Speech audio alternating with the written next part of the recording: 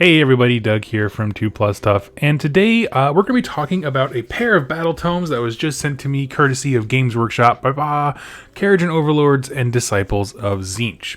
Now I do know that there are other channels out there that do, I think they call them Man Reads Book, where it's Ash at Guerrilla Adventure Games, where if you're looking for the detailed, raw information in the Battletomes, he really does just read them, like page by page, and so that's a service he provides. But I don't get the books early enough to be able to do anything quite like that.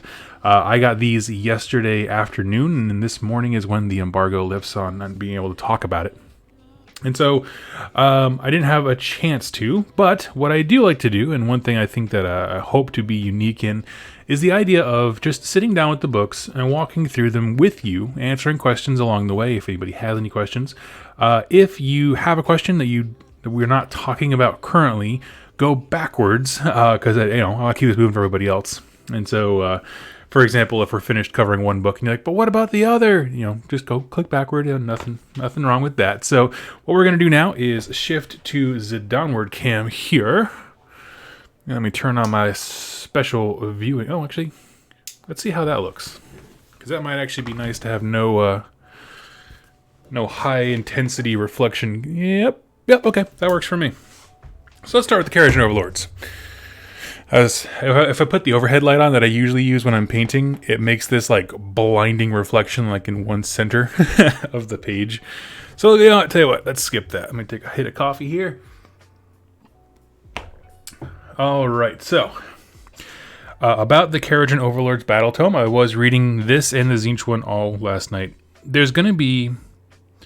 I'm going to give you my 40,000 foot view right now. Okay, we're going to walk through it in just a second. There are going to be a lot of people who are both happy and frustrated. Some of the tactics that people used before are no longer valid, and they have been replaced by new things. What I will say is that this book is better today than it was yesterday, and that is good, right? I do believe that someone can say, what's that cool looking army, looking at the Kharadron Overlords Start Collecting box, pick it up and start building a really fun, engaging faction. And I think that is the most important part before we jump into anything. And I am going to be skipping the lore because I'm going to use those for videos. I will say that they added quite a bit of art to this book, and I am very happy for it. They did a fantastic job. Like, all the cool pieces that we loved and kind of fell in love with when the book first came out.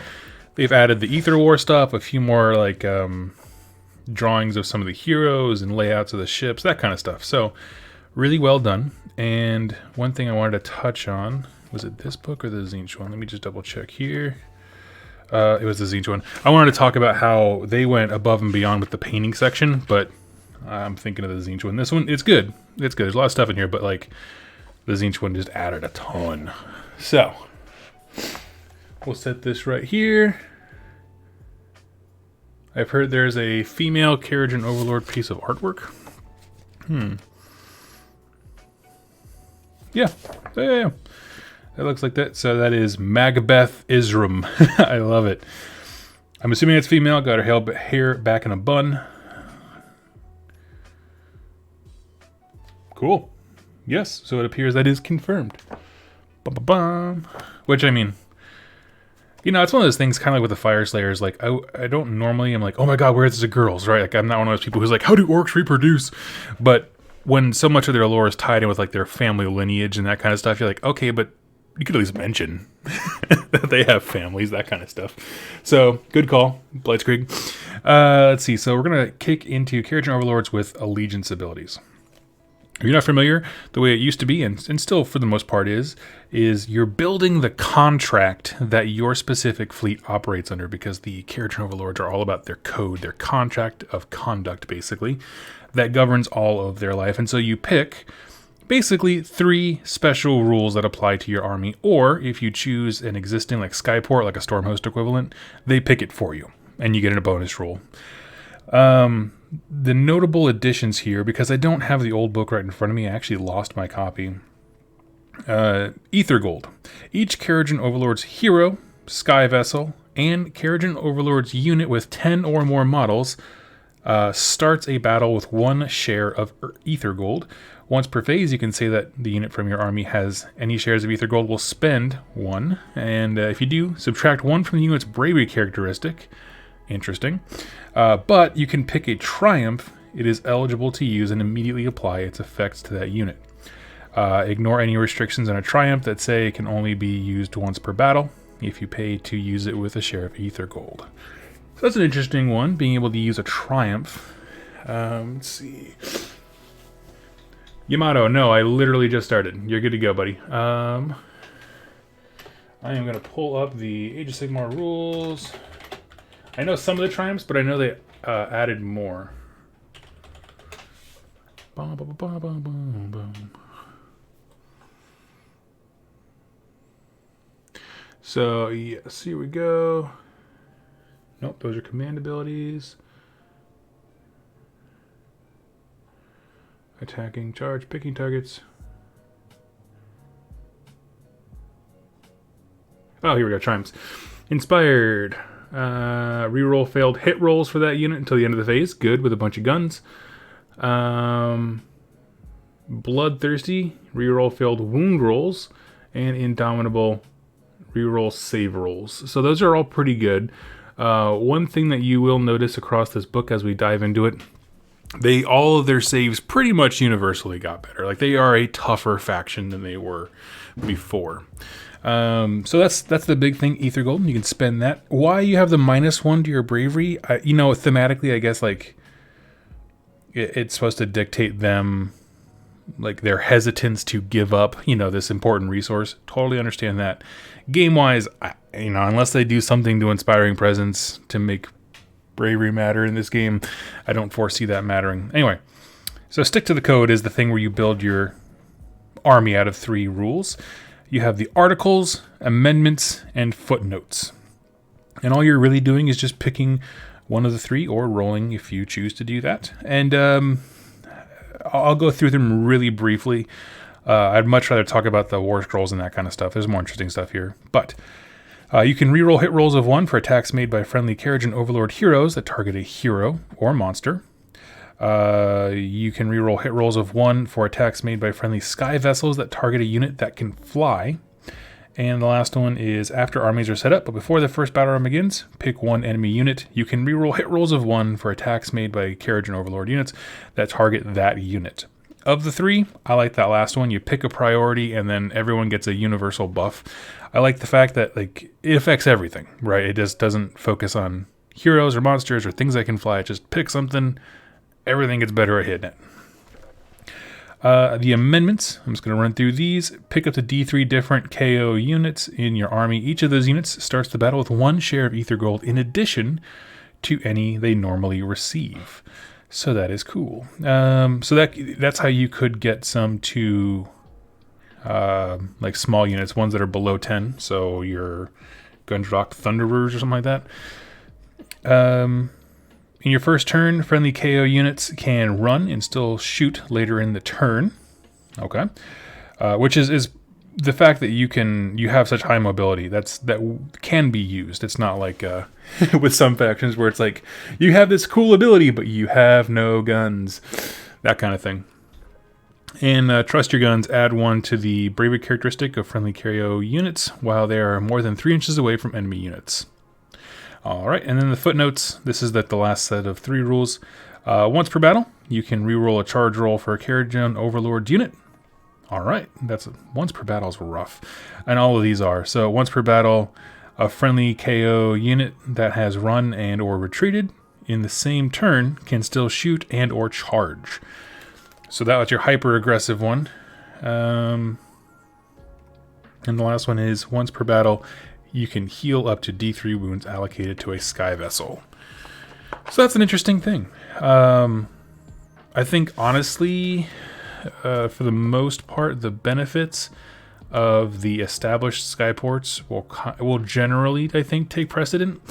I had like 1,000 points of KO that Jack from Rolling Ones now has, and one of the things that I instantly glued to one of these, it happened to be Barrack Mornar, but I glued to one of them because it took the deciding factor out of that huge list of different possibilities out of my hands. I was like, I don't want to think about it. It's a lot to digest as a new player.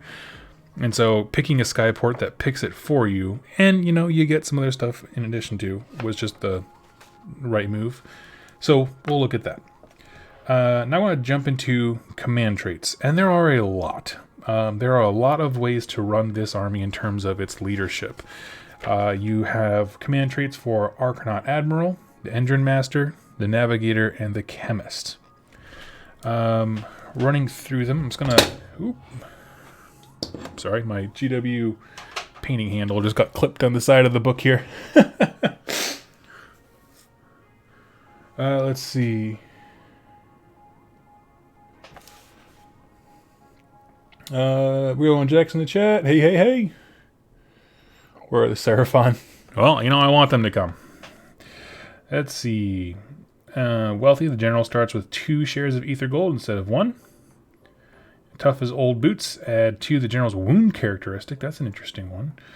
Especially in an army that's not super durable. What I like here as a scholar is you can pick an extra footnote. That's a super fun. And those are always the once per game ones. So it's limited, but the nice thing is it just kind of gives you something to have in your back pocket. So I kind of like that. After armies are set up, but before the first battle round begins, you can make a normal move with 1 friendly sky vessel. It can fly high unless it is an Arcanum Ironclad. So sky high, if you haven't seen the previews, is when your ships can now teleport, for lack of a better word. They jet up and they redeploy themselves somewhere else on the battlefield. So that's an interesting one. Combined with the, I don't know, yeah, that's an interesting one. So that's before the game really starts. You can already be doing that. Okay, so now we're going to skip down to the Engine Master. There's most of these, honestly, there are a lot of copy and paste. For example, the first 3 are the same on most of them. At least the first 2 are always the same. So you can always add 2 to their wound characteristics, and you can always give them an extra share of ether gold. So, and then some of these heroes, they have quite good guns, or weapons and that kind of stuff, and so it could be reasonable to go with the wealthy one. Let's see. We'll talk about the Engine Master abilities because a lot of these affect that. And okay, we'll basically skip the Engine Master because a lot of this stuff is related to what's on his Warscroll, so we'll come back to that. Then we have the Navigator, who also has quite a few. He has like a storm calling ability that messes with people's ability to charge. It's pretty darn cool, actually. One thing that I like about him is Ride the Wind, where it is add 3 inches to the move characteristic of a sky vessel that has this general in its garrison. So if you don't know, when KO get into a vessel, it's now considered garrisoning, so they can shoot out of it, which drastically increases the damage that those units can do. We're going to move on to Alchemic Innovators. Where is it at? There's one here that I wanted to talk about. This one, by choosing him, you get to have 1 extra artifact of power. So a lot of people have Chemists because they were the hotness in the old one. But for me, honestly, like the heroes, as I was reading these, none of them are massive force multipliers. By that, what I mean is like, there's not. I just don't see some super combo that's going to make like a super wrecking ball, singular hero or something like that, which I think is a good thing because the force as a whole needs to operate cohesively, not just have one standout thing. That being said, there are some pretty dope artifacts, and I'm going to talk about my absolute favorite one here because I think it's the funniest. I'm going to skip to the Ether Chemist, his artifacts, and he has one called Spell in a Bottle. Pick 1 endless spell. Any endless spell can be chosen. All restrictions are ignored, but you must pay the points required for the model. Once per battle, the bear can automatically cast that endless spell. Don't roll 2d6, and it cannot be unbound. That is awesome. I've heard some people saying like they hate that kind of stuff because it's so wide open that now all endless spells have to be balanced around the idea that these guys can take them. But, your mind immediately goes to the ones that have caused the biggest problems. So think like the Skaven Vortex thing. Because it says all restrictions. I don't know, that kind of stuff. It's so interesting what you can do with that. So it has me really thinking, like, just as Seize of Sigmar had us all stop and like look again at the basic malign portent spells, because the way it interacted with those, this makes me want to be like, what does some of those endless spells do from various factions? A big one to me would be the Wildfire Taurus, would be a great one from Beasts of Chaos. Yeah, so if you can ignore all restrictions, that's amazing. I love it. Let's see. Okay, that was only one real one. One thing I also like about him, honestly, the Chemist, I think Artifact's kind of one, because once per battle at the start of the enemy shooting phase, you can say that the bearer will use their emergency vent plates. If you do so, subtract 1 from hit rolls that attack that target the bearer or any friendly units wholly within 6 inches. So that's kind of a cool thing. Gives you a big bubble of -1 to hit. I like it. Oh, John says the Comet from Stormcast. That's a great one. Oh, that's a great one. Especially if you have that much board control. Oh, John, you're killing it, buddy. Awesome. Let's see here. I'm not going to go through every single one of these because a lot of them are the exact same. You know, the wording is just kind of tweaked. Sorry. To keep it updated. But let's see here. There was one other one that I definitely wanted to do. One of that I really like. I'm sure it's not good, but I love the idea of it. It's called the Sverigstein Illuminator Flare Pistol. The first time in a battle, the bearer's ranging pistol, meaning the unit's pistol, scores a hit on an enemy unit. You can reroll hit rolls for attacks made by other Kharadron Overlord units that target that enemy in the same phase. And it's, from my understanding of the reading of that, is it's a one shot. Like once you do that one shot, it's done. Like you don't get any more stuff like that. So the first time in a battle. Yeah, so if you just like have him, I have been asking for a flare gun forever. If you guys have been watching the channel for a long time, you know that when the Underworld's warband was kind of like, you know, first not spoiled, but they showed pictures of it. I was like, one of those guys needs to have a flare gun and just tag somebody, and they'll do like a Tau marker light style. So I thought that was super funny. Again, you know, but I'm one of those people who, like, when an opponent sets up the table, the first thing I do is like, okay, what is priority for getting rid of? You know, that's why I chose that one amendment earlier. Tracer around for the win, exactly. I like it. Sorry, the sniffles are going around my house, and I will try to move my face away from the mic, I promise. As far as the Endrin Master stuff, there are some cool things. A lot of them have to do, obviously, with repairing your ships. Or buffing their personal abilities, that kind of stuff. They also, each time the bearer is affected by a spell or endless spell, you can roll a dice. If you do so on a 3-up, ignore the effects of the spell on the bearer. So they have all kinds of cool stuff. But I think the more flavorful things are the ones I mentioned. And then we go to the Great Endrin Works, which is basically, think mount traits, but this is just what they call them for their vehicles. And since boats are such a prominent feature in the army, they actually have now a list for each and every kind of them. So there's Ironclad, Frigate, and Gun Hauler. So that's cool. The little guys get stuff. Now I know that I believe the Ironclad one existed before. A lot of them have very similar things. Like they all have a lot of, like, you know, add to the movement characteristic. Using the fly high ability, even if it has too many dudes loaded inside of it. That's kind of a cool thing. And like dropping bombs here and there. I mean, they're just options to kit out a ship, to be honest with you. This is a fun one for the little, like, gunboats that are meant to die, basically. Once per battle after this model makes its first charge move, you can pick one enemy unit within 1 inch of this model and roll a dice. On a 2-up, it suffers D6 mortal wounds. So it just crashes straight in, and I like that. And a lot of the names for these are super funny because they're based on the different companies that work within the Kharadron Overlord. So, for example, that one that I just read is Zonbar Corp, Depth Settler Spar Torpedo. What's another one here? Hegson Solutions Old Reliable Hull Plates. So it's these cool, like, old-timey names. I just love it. That kind of stuff, it gets me into it. Because, like, I would love to have, like, if you made a ship and then made, like, a fake little, like, advertisement or something like that on the side of it.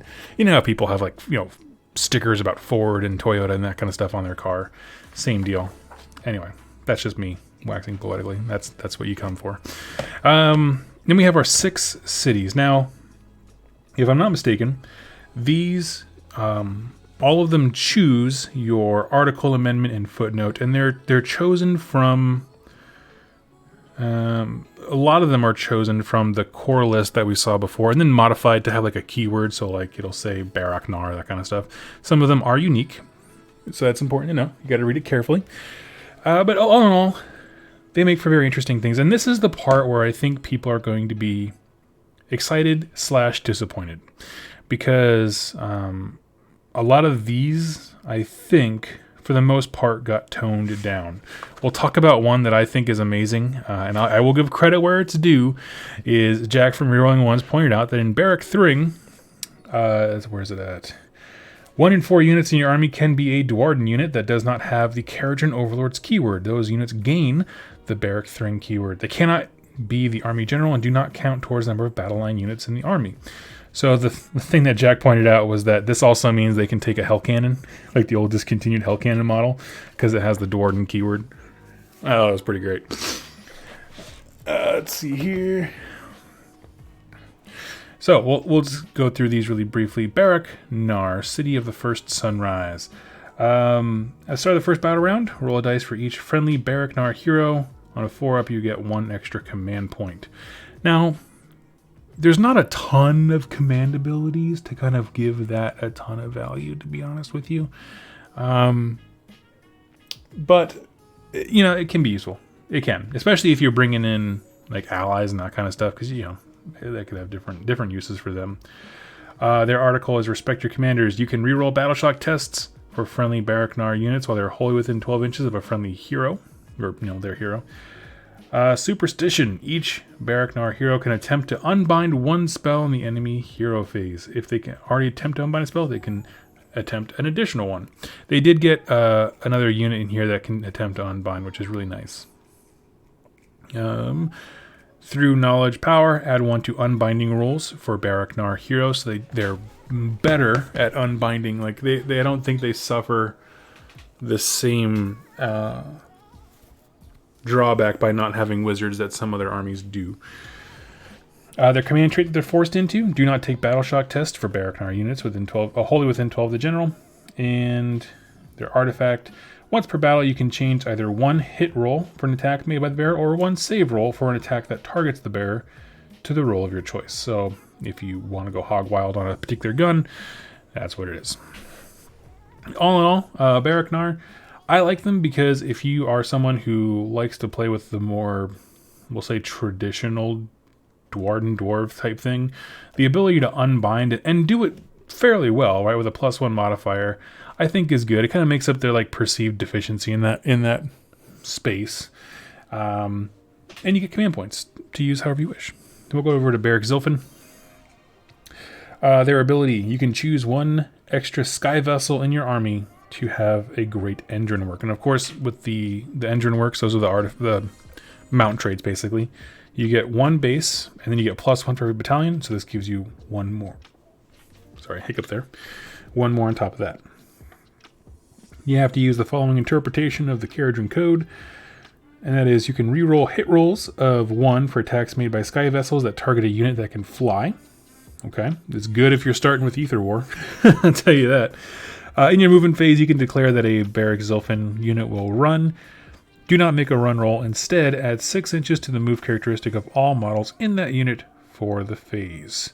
What I like about it, it is perpetual. There's no, you know, some of these are like, in your first turn, you can run and shoot, that kind of stuff. Perpetual. In your movement phase, declare something that's going to run. Don't make a run roll. Just go 6. And nothing about that modifies it so that you can't shoot afterward. You know, on top of like some of these units have run and shoot, so there's no reason you couldn't do both kind of thing. Once per battle in your hero phase, 1 friendly Barak Zilfin unit can make a normal move.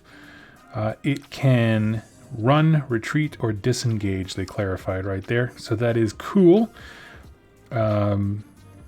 Certainly movement is going to be an important part of this faction, like straight up.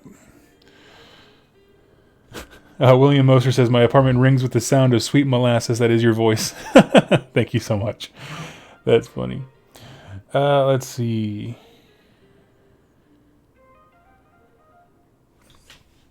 The command tree. So I was making sure I wasn't missing anything in the chat because my phone's kind of dead. I don't have my comments right here next to me.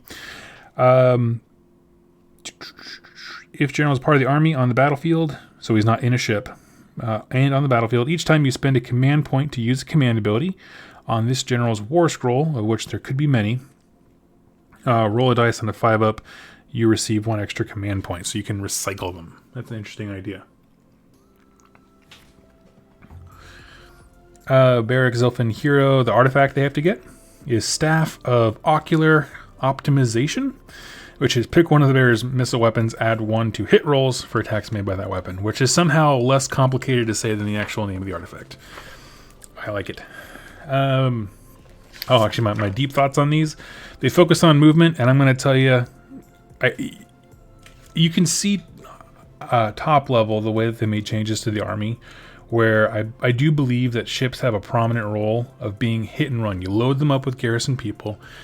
They can go in there, they can smash, they can drop the troops off or not, redeploy by going up in the sky, coming back down. So anything that focuses on that kind of movement manipulation kind of stuff, I don't know, it's interesting. So them being able to like auto run 6 for all units, just Barrack Zilfin, even the dudes on the ground, huge. And so I think that's really interesting. I think this is going to be much more.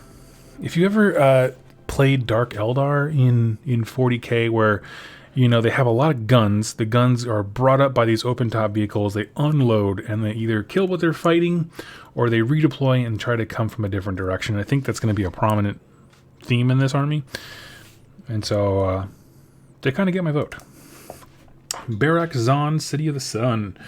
Their special ability you get for choosing them is add 1 to wound rolls for attacks made with melee weapons by friendly Skyfarers, which is like the super specific keyword for dudes who fly on ships. Units made in a charge move in the same turn, and add 1 to hit rolls for attacks made with melee weapons by Sky Wardens, specifically units that made a charge move in the same turn. So all Skyfarers get +1. What is it?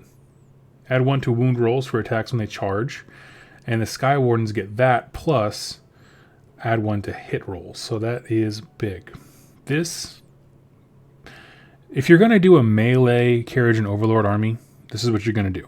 I believe that. We're going to talk about, there's other things here. It's not just that, but that is a big deal.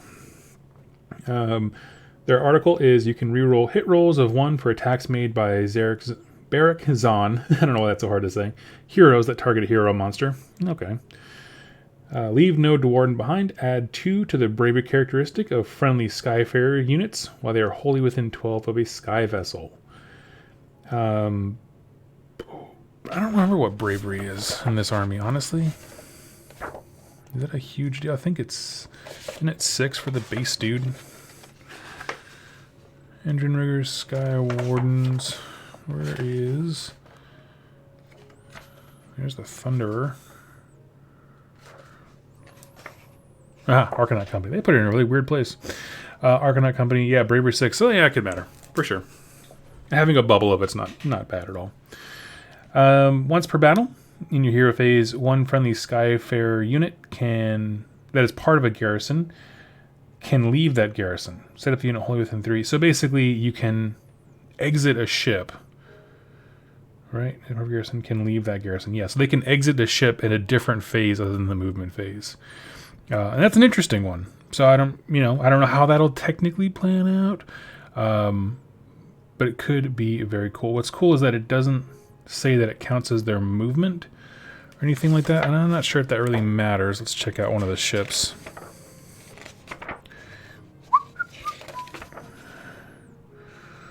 Let's see. Fly high. Let's see. Mono carry 15 units.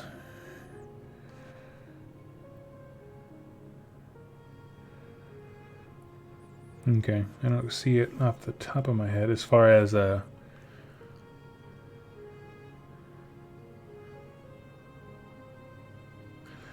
models in it are not counted towards objective counting.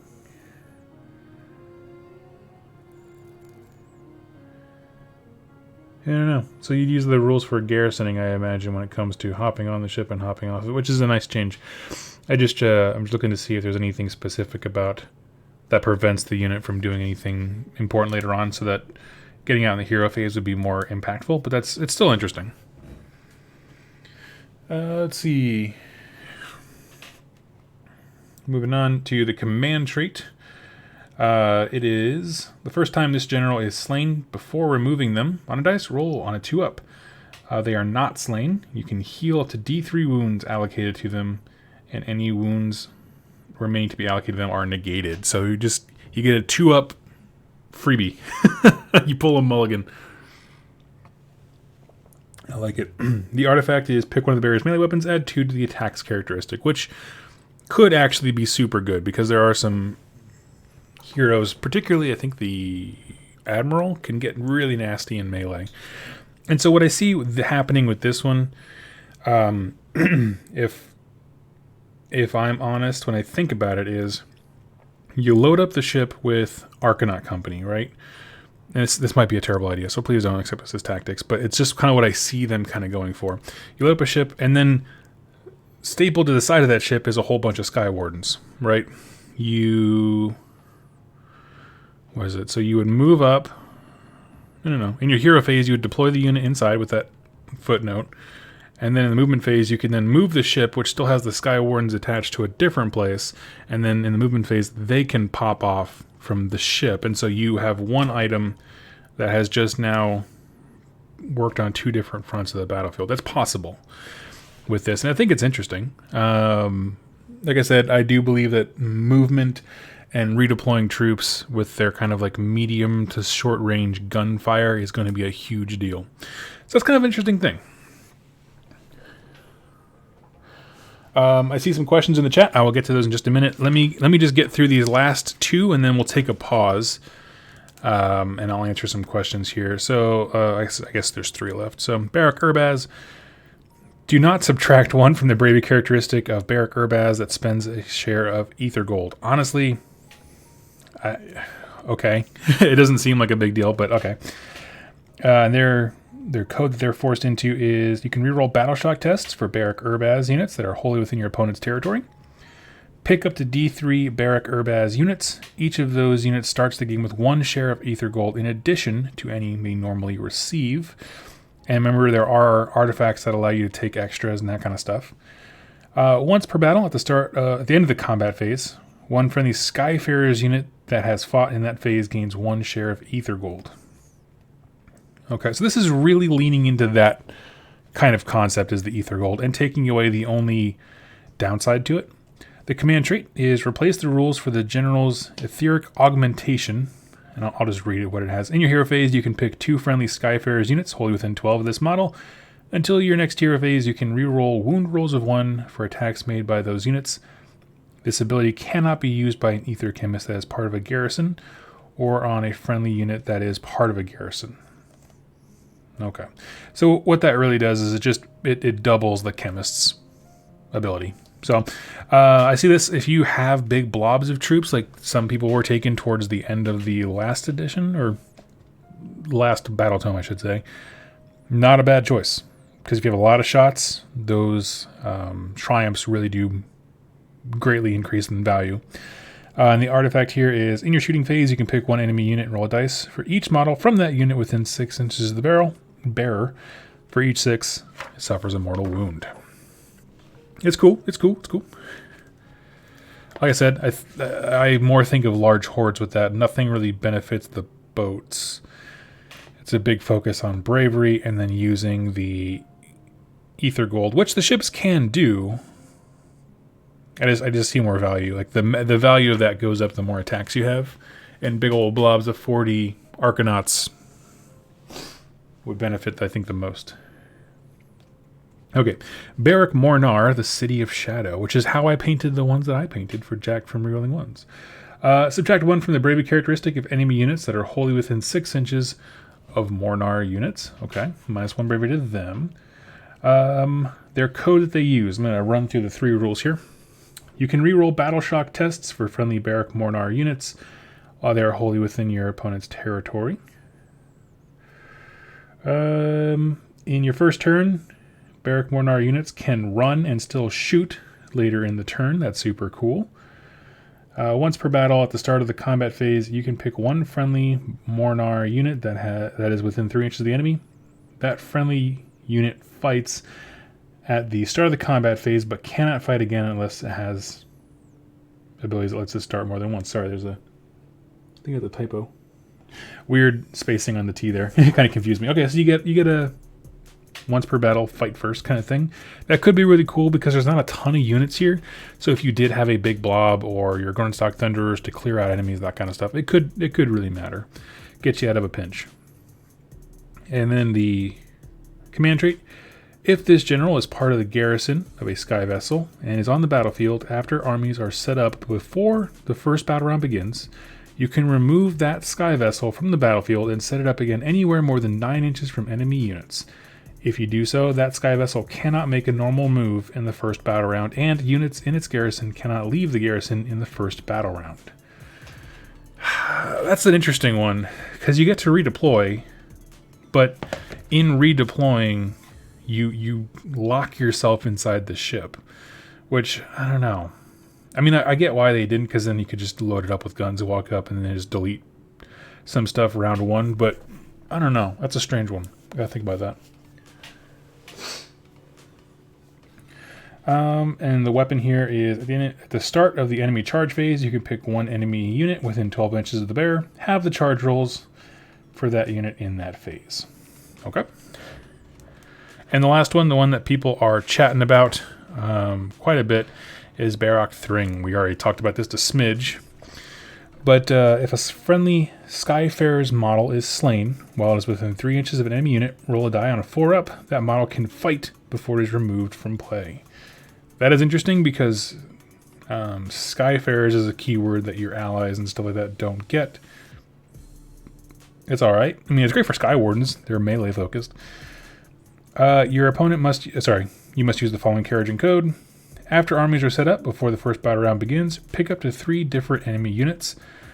You can reroll hit rolls of 1 for attacks made by Barak Thring units, which does include all the Dwarden you can bring in that target those units. Take help where you can get it. We talked about this before. 1 in 4 units can have the Dwarden keyword, but doesn't have the KO keyword. They gain Barak Thring, which means they get the reroll hit rolls of 1 on those units. And that's pretty cool. It opens up a lot of doors. It opens up Gotrek if you want. I can't imagine taking Gotrek in this army because the point cost of some of this stuff. And he's so darn expensive, but you could theoretically do that thing. Honor the Gods, just in case. Once per battle, at the start of the shooting phase or combat phase, you can pick one friendly Barak Thring unit. Until the end of that phase, unmodified hit rolls of 6 for attacks made by that unit score 2 hits instead of 1. So that's cool. I mean, so say you brought, Hearthguard Berserkers in there, right? Turn in there, because it's Barak Thring, yeah, and they get that keyword. So that's awesome. That's a mountain of attacks. Give me 1 second.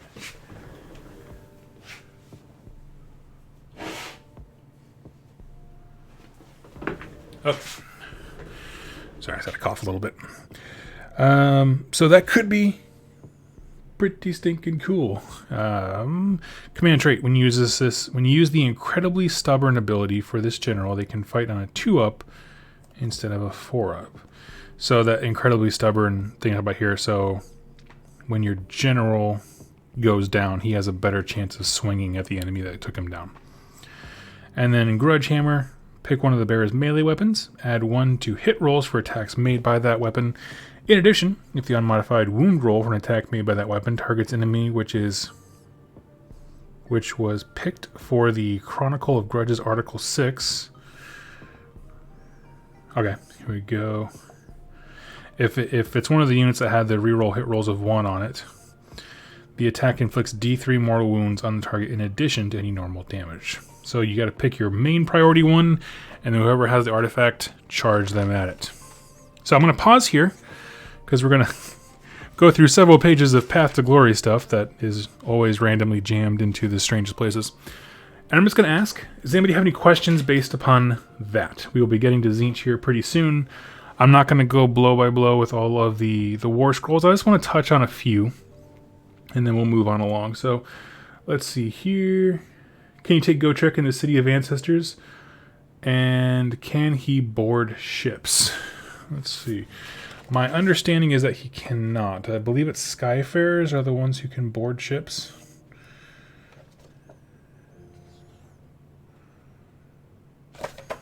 Marine models. Yeah, so Gotrek wouldn't have the marine keyword, which is what they need to be able to board ships. So he can be taken in faction, and he can get a lot of the bonuses that I just went through, but he cannot board a ship.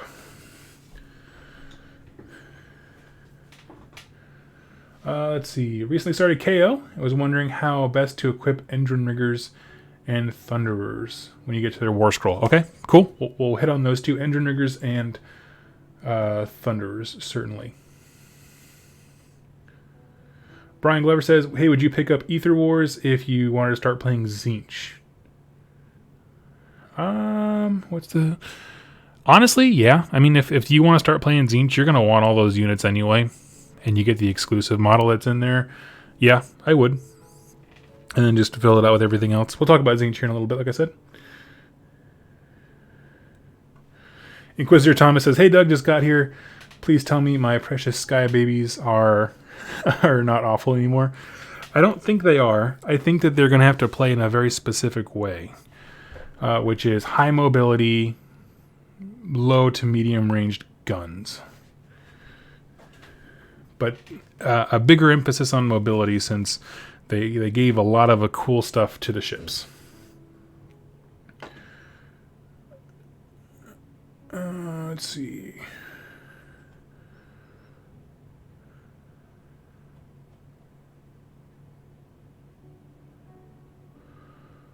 Cool, thanks, Doug. Okay, awesome. We'll move on. The battalions, honestly, did not change very much. I'm going to kind of skip them because they for having so few units in the army, I just don't get why some of them just seem so random, like just stuff bolted together. Brock Grungson, they finally keyworded him to Barak Nar, so he can't be, the mayor of one town, but run a military for all of them. The new War Scroll they added was the Engine Master in Dirigible suit. He's the non-named character who has his own personal balloon he flies around with. And basically he is an Engine Master just with some varied mobility and that kind of stuff. And frankly, a cool way to sell models in the Ether War set. He is nice because he can keep up with the boat. So if you want to have a boat-heavy focused army, he's certainly, I would say, a good addition to have because he can keep up without having to be garrisoned. You can also hitch a ride with one. That's kind of cool. We have the Arcanum Admiral, and so he's a unique one. So he has 3 command abilities, which is really cool. No, wait. Is it 4? 4 command abilities. Yeah, Master of the Skies, On My Mark Fire, Repelled Warders, Up and at them. So that one we talked about earlier where for every hero on a 4-up you get a command point, he would be your prime guy. And it's stuff like shooting at different phases,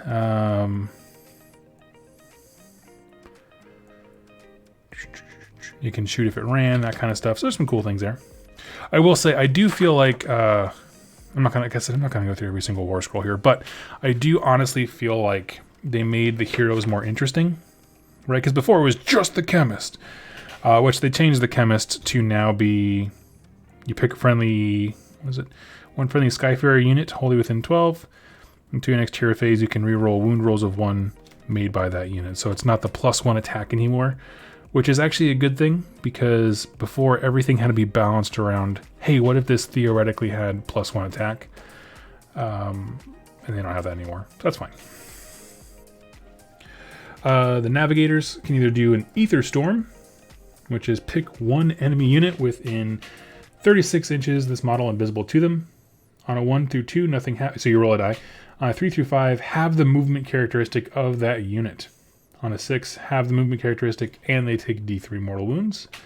So that's pretty sweet. You can reroll run and charge rolls for friendly sky vessels that are visible to a friendly etheric navigator that has not attempted to use Ether Storm. So you can either let your ships be really cool by having him in a prominent position where everyone can see him, or use the Ether Storm to shut down, hopefully, an enemy. So that's cool. We're talking about some of the artifacts that allow you to get extra attacks. The Engine Master with the big hammer that you get, I believe you get him in the starter set.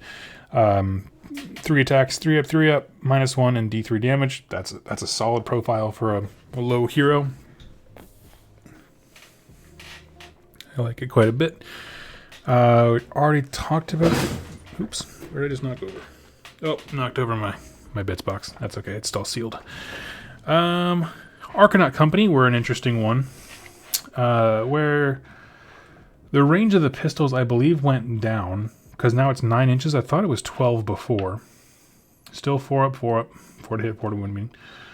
I have some thoughts on this. I'm not going to beat a dead horse. But I feel like for a unit with so few Warscrolls, their main battle line guy is he just sits on objectives. Which is, like, literally rules-wise, you can reroll battle shock tests for this unit while it's wholly within 9 inches of an objective, and add 1 to hit rolls for attacks made by this unit while it's wholly within 9 of an objective. I don't know. I want a little bit more out of them. Personally, I love what they did with Iron Jaws, where they consolidated a lot of the profiles for weapons. But, I get it. They had to do their own thing. Well, I'm excited for them to come to Warcry. I'll tell you that much right now. But we'll move along here. This is the Underworld's Warband, and they're not stellar. They're the same thing. They're basically Arcanauts with a chemist. Is the same concept. Let's see.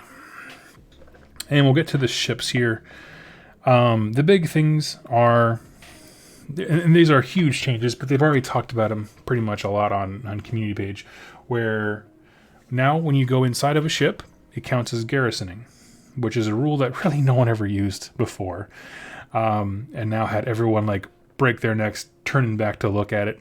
And what that means is that if a unit is inside of it, they can now shoot out of it, which they couldn't do before. So even your 9-inch Arcanum Company guns, if you park one of these ships in combat, or just have it smash into combat or something like that, or ride up alongside something, they can unleash all the guns inside in addition to the guns of the ship.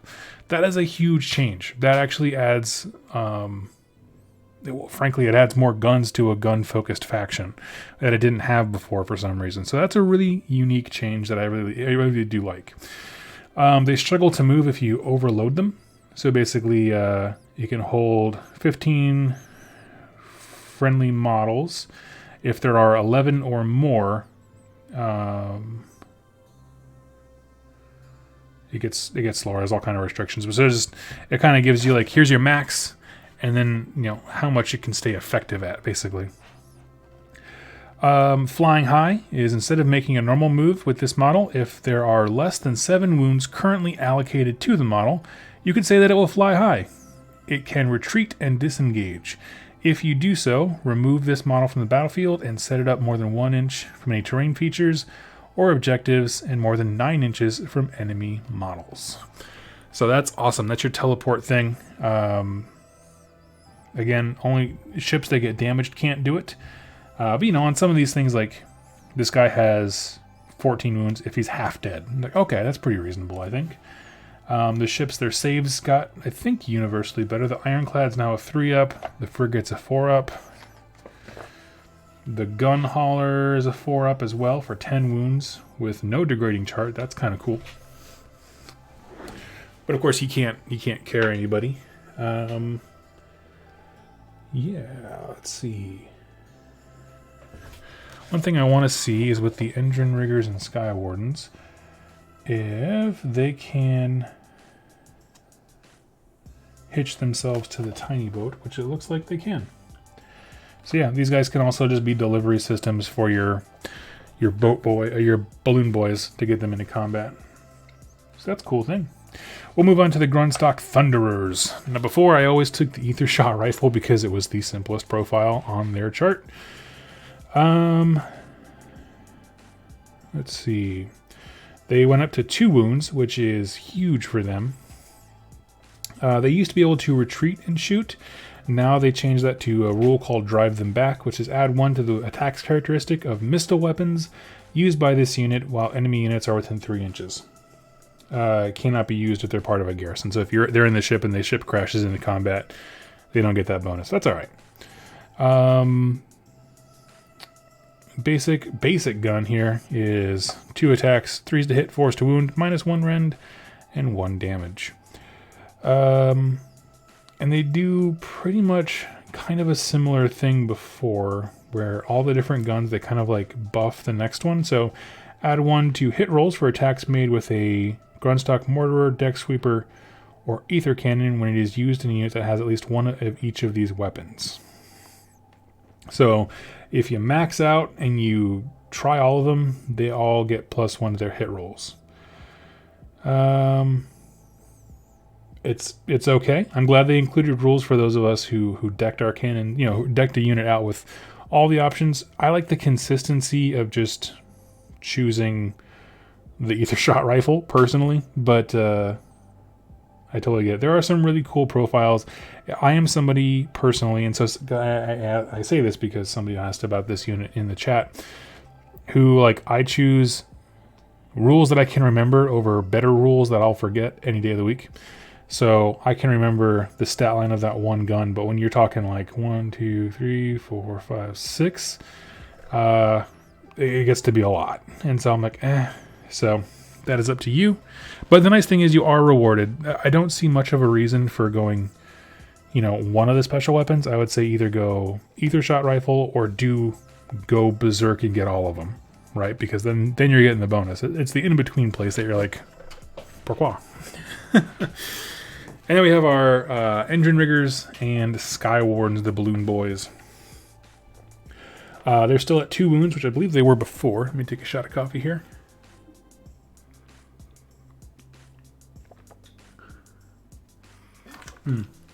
Sorry about that. I just saw your comment. What's the Sky Pike's profile now?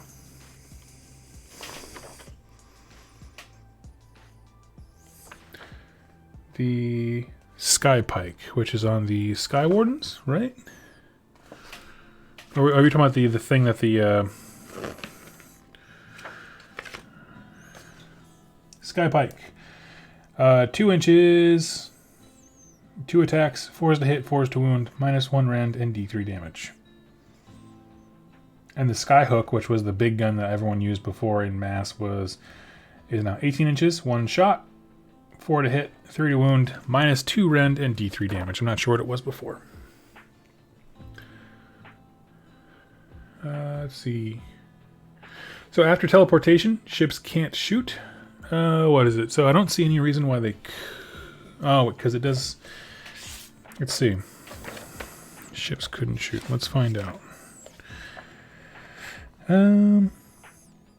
Instead of making a normal move, say it will fly high. It can retreat and disengage. If you do so... So here's an interesting thing that I'm going to put in a question for the FAQ, right? So rules is written with the fly high. It says instead of making a normal move, if there are less than 7 wounds currently allocated, you can say that it will fly high. Now it says here in brackets, it can retreat and charge, meaning it can fly high from combat. If you do so, remove the model from the battlefield and set it up again more than 1 inch from any terrain feature. Okay. So the thing is that because of that word can, it makes me think that if you're not in combat, then you're not doing a retreat and disengage.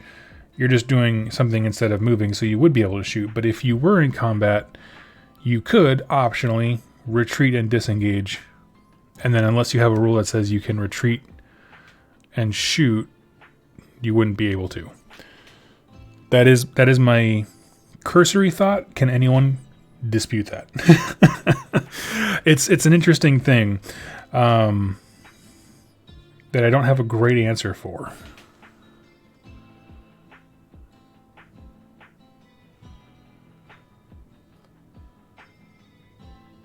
But that's a great question, Kirill. So that's my cursory thought, because what if you're not engaged? You're not retreating or disengaging from anything. You would just move. Boop. Sounds about right, since the normal move is basically in the movement phase. Yeah. So I want an FAQ on that. It would have been much clearer if it had said in those brackets, like, this counts as retreat and disengage. So that way you would know that, like, no matter what situation you were in, okay, this counts as this, so I won't be able to shoot. So that one needs a little clarification. That's all right. A lot of this stuff in this book is very straightforward. It's just rules-wise, like drinking from a fountain. So, engine riggers. Before, what I always did was the rapid-fire rivet guns and an ethermatic saw. If the unmodified hit rolls for an attack made with a drill launcher is 6, it inflicts 3 more wounds on the target. And the attack sequence ends. Okay. The grapnel launcher changed dramatically. It says, so it used to be like, wasn't it initially like you could like pull yourself towards terrain or something crazy like that? Now it is enemy units cannot retreat if they're within 3 inches. So you get somebody and you pin them, which is actually really powerful. I like that quite a bit. They can still hitch a ride, like lock onto a sky vessel. No more than 7 models can hitch a lift on the same sky vessel in the same turn. It makes me think of that, what is it, Arrested Development, with like, watch out for hop-ons. You're going to get hop-ons, and it's like everyone just hopping on the back of the stair truck.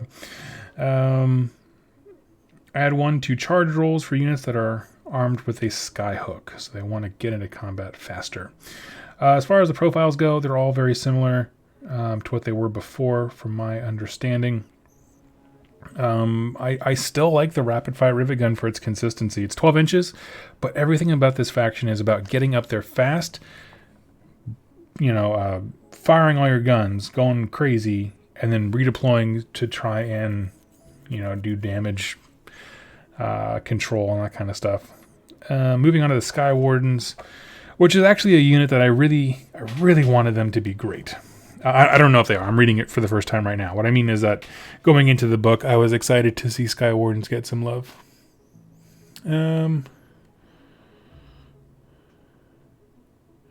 Ships can retreat and shoot. Thank you, Dread Nautilus. You are correct. I forgot. That is a separate rule. So yes, they should be able to no matter what. They should be able to...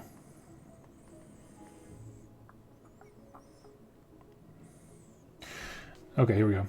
This model, sorry, I got confused because they wrote them as separate rules and I didn't read the whole thing. So disengage this model, and any models in its garrison can still shoot if this model retreats in the same turn, as long as there are no enemy models that can fly within 3 inches of this model at the start of the retreat move. That's a very strange addition. So if you're fighting ground forces, you can retreat and shoot. If you're retreating from someone who can fly, apparently the guys inside the boat are too busy. That's interesting. That's a very interesting one. Thank you for pointing that out, Dread Nautilus. You are correct.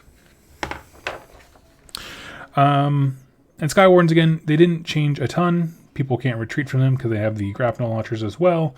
What else? They have the Sky Mines. If an enemy unit that can fly ends a charge move within 1 inch, roll 1 dice for each model in that unit. So this is your front line, the tip of the spear against your night hunt friends. Let's see here.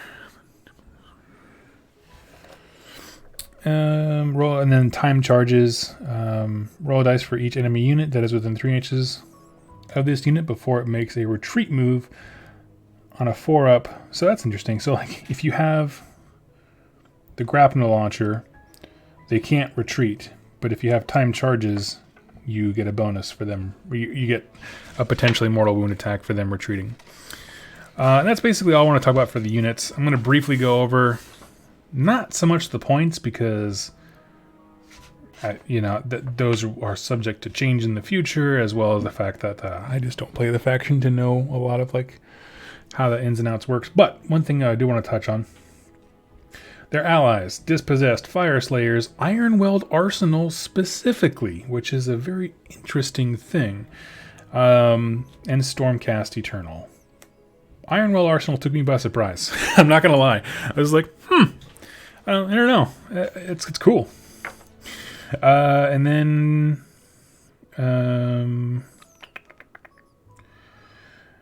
for battle line stuff. So where are we at? Arcanum Company, flat battle line, no matter what. The frigate, which is the medium ship, is battle line if Barrack Zilfin. You have your Thundrix Profiteers, the Underworlds Warband. Engine Riggers, battle line if General is Engine Master with dirigible suit. That I think that sucks. I'm not gonna lie to you. I'm kind of upset about that. So here's the thing, is that we're still waiting on GW to release things like the Loon Curse heroes, or the things from the Sylvaneth box, or the Spite Revenant, the Carrion Empire one. That's almost a year old. And so now, the unique model that comes out in Aether Wars is the thing that makes Engine Riggers and Sky Wardens both battle line. And that's kind of crummy. It doesn't have to be crummy if they come out with that kit in a reasonable time frame. But the fact that, they're so far behind on releasing those individual kits that how long is it going to be like this? I'm not a fan of that, to be honest with you. It should have just been Engine Master, right? Because then you could all use your ones that you got in your Start Collecting box, make a battle line unit out of that Start Collecting box. Cool. But the fact that it has to be the dirigible suit, which is the flying boat guy, I'm not a fan. But when he does come out, right, because I'm assuming he will come out at some point, I will be very excited, because it is awesome to have easily accessible alternate battle line units and that kind of stuff, where you could really lean into being aggressive and low model count. I think that is going to be very cool. It's just, their track record for releasing those singular heroes is not great. So, beyond that is battle line. The Grunstock Gun Hauler, the tiniest ship, is battle line of Urbaz, Barak Urbaz, and then Grunstock Thunderers are battle line in Barak Nar. So that's an interesting thing. So there are some more rewards for going specific with your Skyport. But yeah. Let's see. And that is it for the Kharadron Overlord. So I'm going to pause right here. I'm going to take a sip of water and coffee. And next, we're going to move into the Disciples of Tzeentch. And we're going to talk about that. So, if you have any final questions about the Kharadron Overlords, why I have the book out here, ask them. Let me take a sip of water here, and I'll just give you half a second for the questions to come in.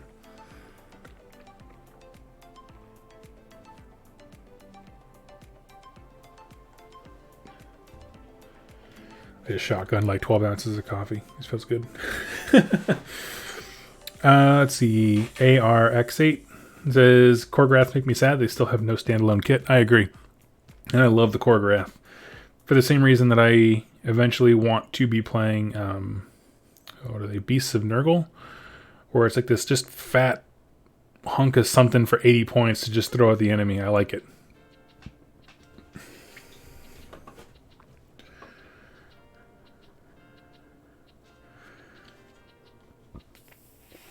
Let's see. As a Flesh Eater Court's main player, I felt they missed an opportunity for not releasing the Carrion King as the Mortarch of Madness. That can definitely come in the future. That'd be cool.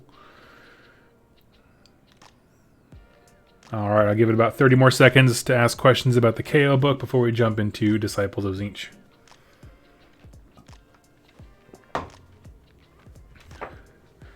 I see we have Lore Master Sotek in the house. Hey, hey, hey.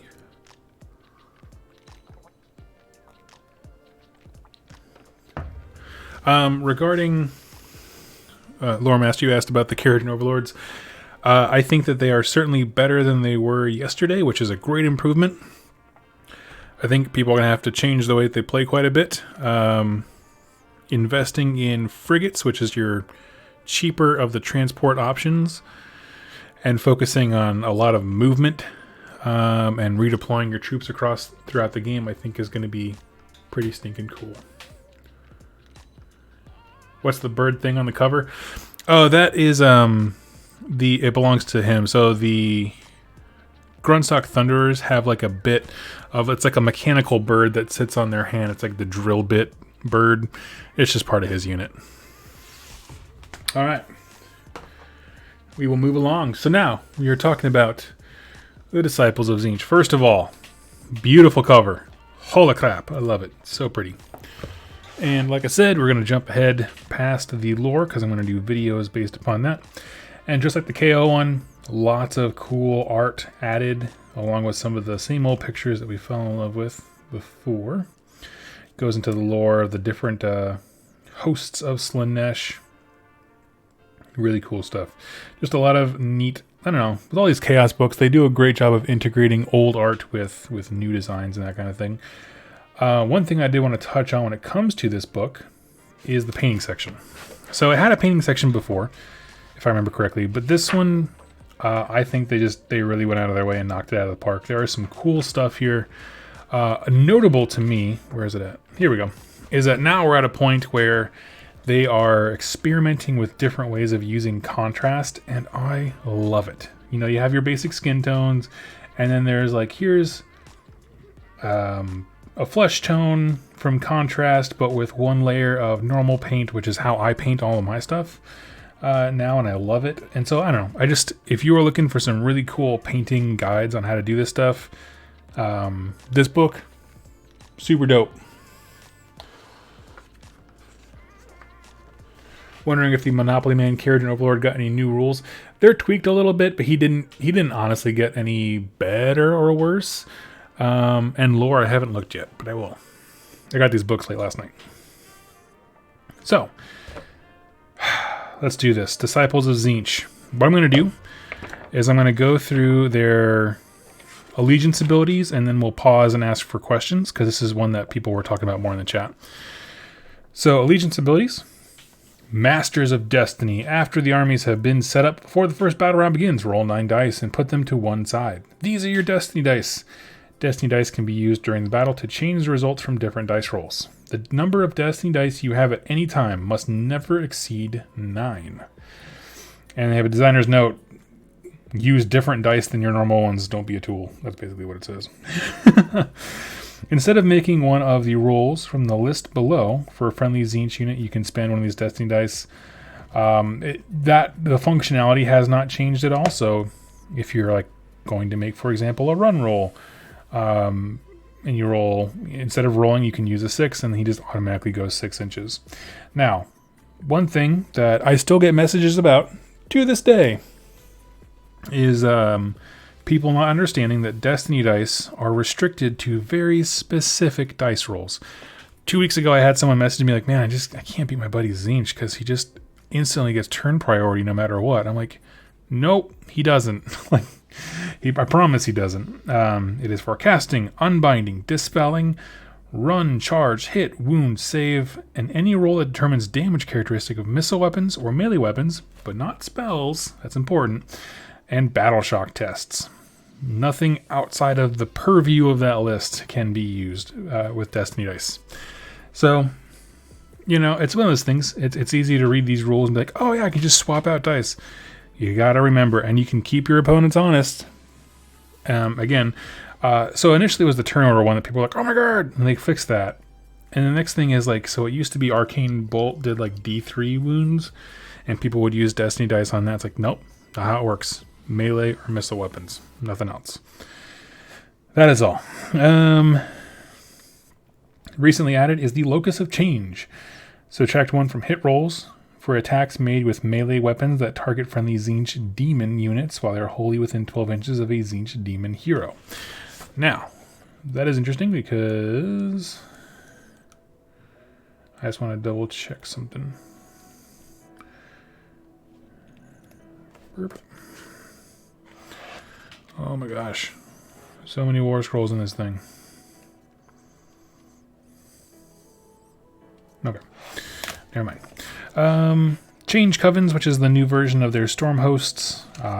It just says you can add the keyword, that kind of stuff. We'll get into those in a second.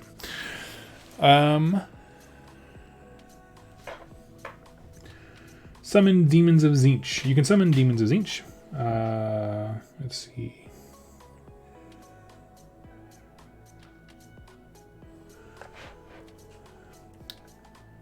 Each time a casting roll made by a friend or foe is successful and the spell is not unbound, you receive 1 fate point. Okay, so spells have to be happening quite a bit. Once per turn, at the end of your movement phase, you can spend fate points to summon 1 unit from the list opposite to the battlefield and add it to your army. You don't lose the fate points you have left over, so if something costs 10 and you have 11, you don't lose the 1. That's cool. It is an interesting restriction that you can only summon 1. You are capped at 1 summon per turn.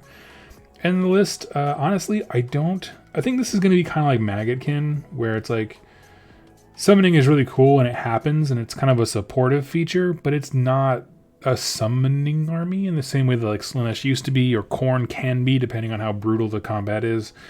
Because like, we can talk about how many spells you're going to cast on average, assuming your opponent casts a few as well. 10 successful casts in this game to get 3 Screamers, all the way up to 30. It's a big margin, but I'm glad it's that way. Lord of Change coming on the battlefield should be a big epic thing. That's all kinds of crazy, which we'll talk about that in a little bit, but I like it. There's no immediate jump outs with this. You can summon Brimstones, Blue Horrors. You can't get anything that can actually cast spells themselves until the Changecaster at 12? I think. No, Fluxmaster. Yeah, 12. 12 it is. Okay, so 12 is the minimum to getting someone who can then keep adding more spells to it. So it doesn't snowball effect quite that crazily. A completely new thing they added to the book is called Gifts of Worship. These are Agendas of Anarchy, and I think these are probably some of the most fun things ever. When I talk about miniature wargaming, and the reason I fell in love with Warcry is because I want the most epic fun moments, in the shortest amount of time, least amount of work, and this to me, if you're going to be playing a big 2,000 point game of AOS, this is like a good way to have some cool epic story moments. Okay, so for example, at the start of your hero phase, you can say that your army intends to complete one of the following agendas before the start of your next hero phase. You must tell your opponent which agenda you intend to complete. Pause. If you're at an event and someone says, "Oh, and I completed that," and they never declared it to you, shut it down, get a TO. It's very clearly written. They have to tell you what they're doing. Unpause. And you cannot complete the same agenda more than once per battle. Okay. If a friendly Tzeentch unit completes one of the following agendas during a battle, that unit gains that agenda's ability for the rest of the battle. Friendly Tzeentch units that complete more than one agenda must choose which ability they wish to keep. Any other abilities are lost. Okay. So it's cool, Like, what are these agendas? Like, why would it be a cool narrative thing to have epic stories? Mass Conjuration. Agenda. Pick one friendly Tzeentch wizard. If that wizard successfully casts 2 spells and or endless spells in that hero phase with an unmodified casting roll of 9+, and neither spell or endless spell is unbound, the agenda is completed.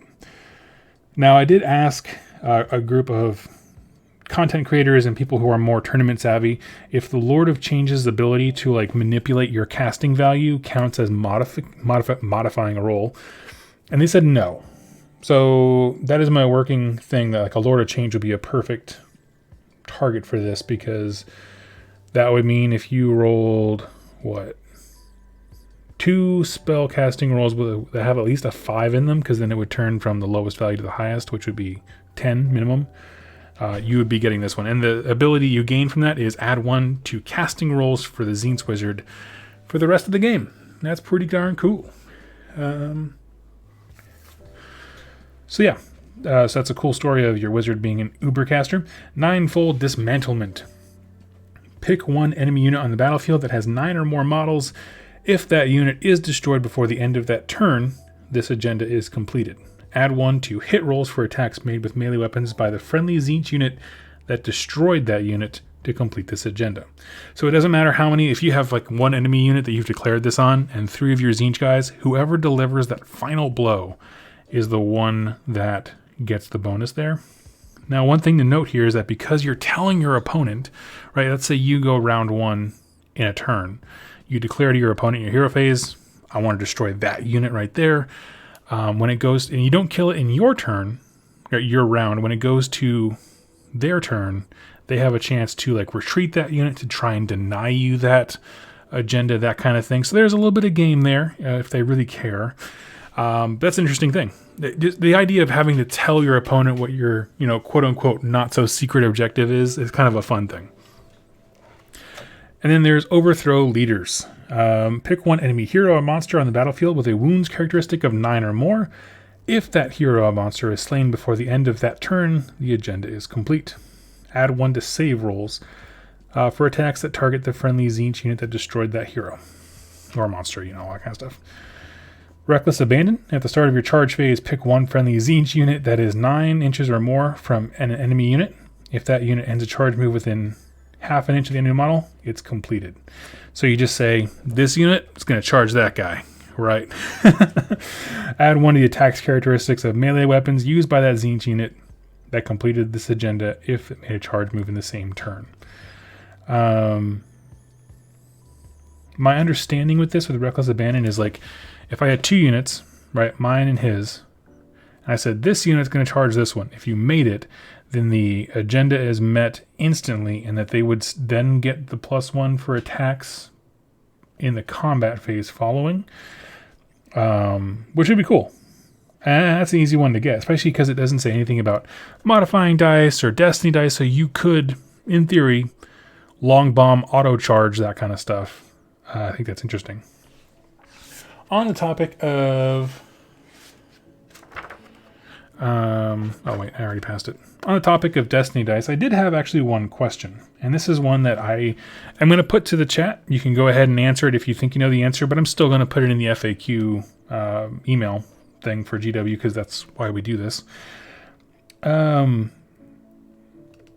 addition, any rolls that have been replaced, meaning you replaced them with Destiny dice, count as unmodified rolls, that's good, and cannot be re-rolled or modified further.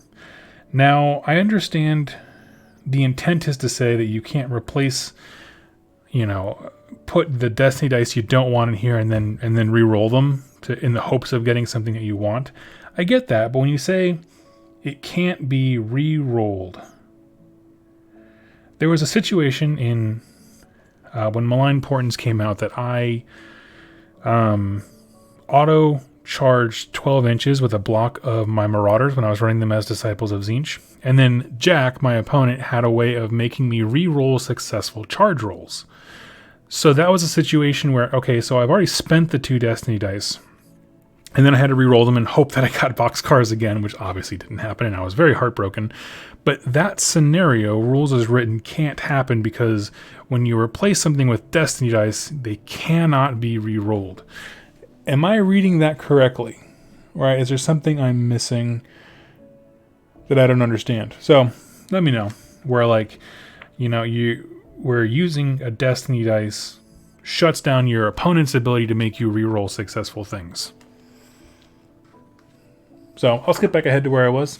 Let the chat answer that. I just thought that was a very funny interaction because that's actually one of my favorite stories when it comes to playing as Tzeentch, was when I auto charged 12 inches and then Jack was like, no you didn't, and I was like, oh you dick.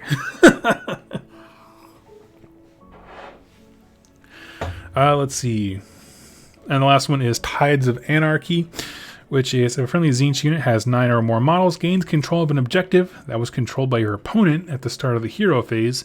This agenda is completed. and that's awesome. So bigger units stealing objectives from the opponent, and the ability you get for that is each model in this unit counts as 2 models instead of 1 when determining the control of that objective. So it becomes extremely tough to remove. So say you had a unit of, say, we'll do 20 Zangor. The 20 Zangor go in and flood. Maybe there's like a small unit or hero or something like that. They kill it. They stole the objective. Now that 20-man unit of Zangor counts as functionally 40 wounds because they each count as 2 on the objective. That's an interesting idea. That's a good scenario to do. That's a good agenda to focus on scenario play. That's what I was trying to say.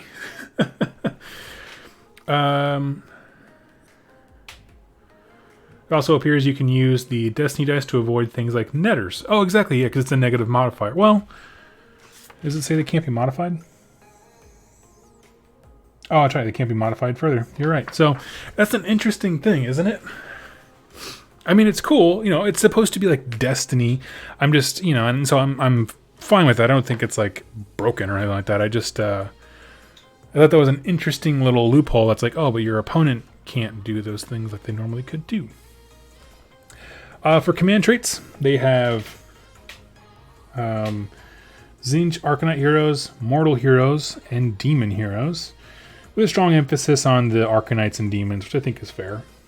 As far as command traits go, not a lot really stuck out to me, if I'm totally honest with you. There's a lot of ignore spell effects here and there.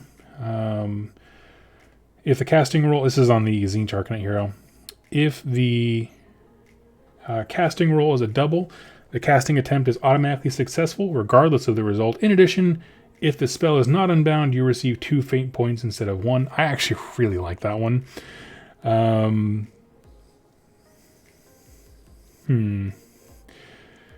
Let's see. Okay, just making sure nobody messaged me in the chat. Add 12 inches to the range within which this general can attempt to unbind spells and dispel endless spells. Those are all cool things. A lot of this is just modifying the kind of sorcery stuff you're already going to be doing. You know, the one that I really like is Arch Sorcerer from both of these up top, and that is going to be the general knows 2 extra spells from the Lore of Fate, which is on page 76. We'll get there in a second, talk about their spell lore, but that kind of stuff I just really like. So I have the old Tzeentch book, and I was kind of comparing the artifacts and that kind of stuff. I honestly did not see a ton of huge sweeping changes, because this is not really a faction that it's all about weapons per se. A lot of it is like, you know, pick an enemy wizard, you can give them wounds. I like the time slip pendant. Once per battle, at the end of the combat phase, you can say that the bearer will enter a time slip. If you do so, the bearer can fight for a second time. I used to use that on my Chaos Sorcerer Lord on Manicore, because I would just give the Manicore a chance to punch people in the face. I liked it. Daniel Martin, hello, welcome to the stream. You are a bit late. We already finished the KO book. Go back and check it out. We were pretty detailed on that one. So this is an example where the Battletome didn't get nearly as much of a top-to-bottom rewrite as the Kharadron Overlord one did. So I'll kind of move along a little bit here. One here for the Demon heroes that you can reroll casting and unbinding rolls for the bearer. That's a huge deal. And we get to the spell lore. There's 2. Lore of Fate, Lore of Change. The Lore of Fate, I think, has a low-key winner to it. Okay? It was my favorite spell back when I ran my Slaves to Darkness as Tzeentch, and I still really like it, which is called Shield of Fate. A lot of these spells did not change much at all. I'm just going to throw that out there really, really simply. A lot of them did not change hardly at all, but this one got super cool. So Shield of Fate has a casting value of 6. If cast, pick one friendly Tzeentch unit wholly within 18 inches of the caster, invisible to them. Until the start of your next hero phase, that unit gains one of the following effects based on the number of remaining Destiny dice. If you have 1 through 3 of your Destiny dice, reroll save rolls of 1 for attacks that target that unit. 4 through 6 is you can reroll save rolls for attacks that target that unit. So it's just all save rolls, period. And if you have 7 to 9 of them, which means you just haven't used a lot of Destiny dice, you can reroll a dice each time that unit is affected by a spell or endless spell on a 4-up. Ignore the spell's effects or endless spell's effects on that unit. In addition, you can reroll save rolls. So if you have 7 to 9 Destiny dice, you get a full set of rerolls on your saves and half the chance that spells and endless spells won't affect you.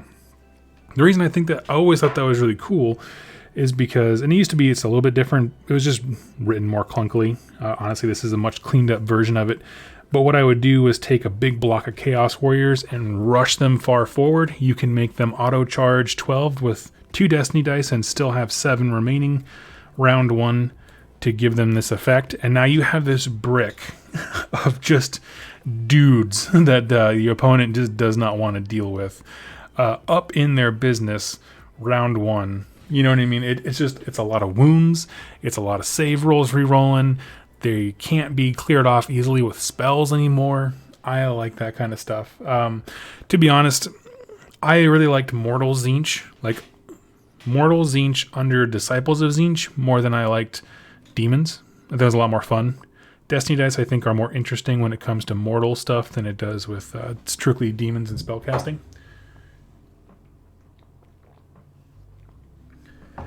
So yeah. Sorry, I was taking a sip of water there. And the other spells, honestly, they're very similar. Tzeentch's Firestorm, casting value of 9. Pick one enemy unit within 18 inches of the caster, and roll 9 dice. For each 6, they suffer D3 mortal wounds. I like it. So actually, before I get into the different hosts, I'm going to pause there. Does anyone have any questions about the allegiance abilities or the spell lore? Go ahead and ask away. I'm going to take a sip of water here. James Valdez says, Doug, regretting selling all of my horrors a year ago.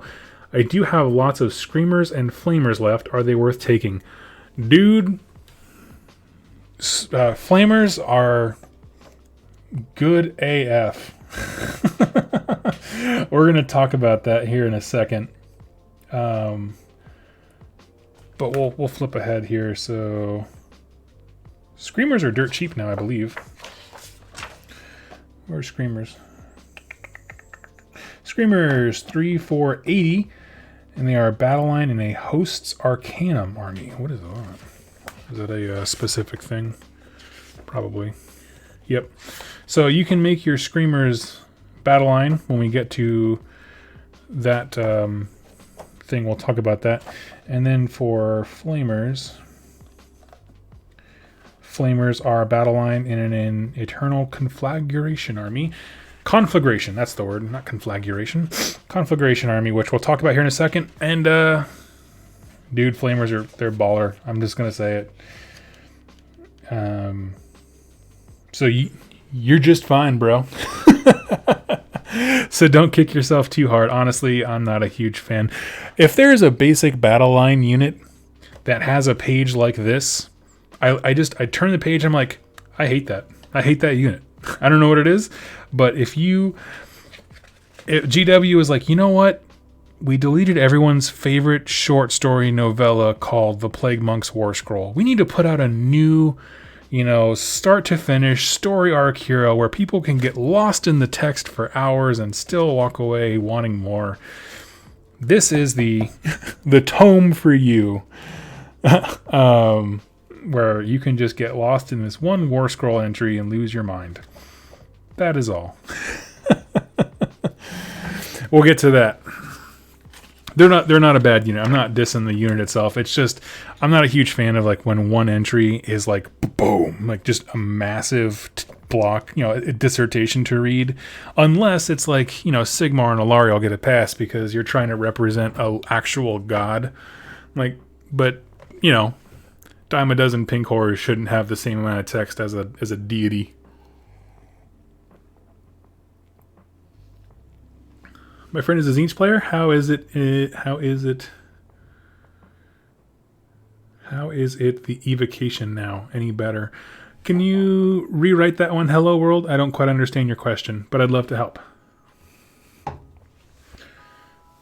All right, so we're going to hop into, if there's no questions besides that, I'm going to hop into James's. James, I found your new army.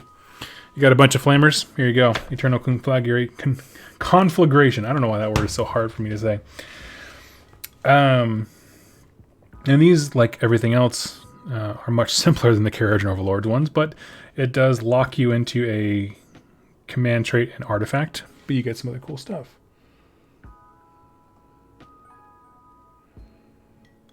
How do the evocations work?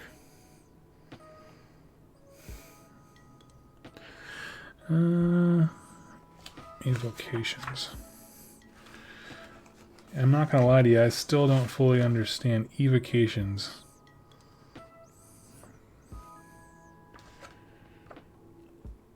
The only evocation thing I think of is with Slaves to Darkness. They have the grand evocations, but that's not in this book. That's in the Slaves to Darkness specific one. I'm sorry, I don't think I understand. So for the Eternal Conflagration, I got it that time.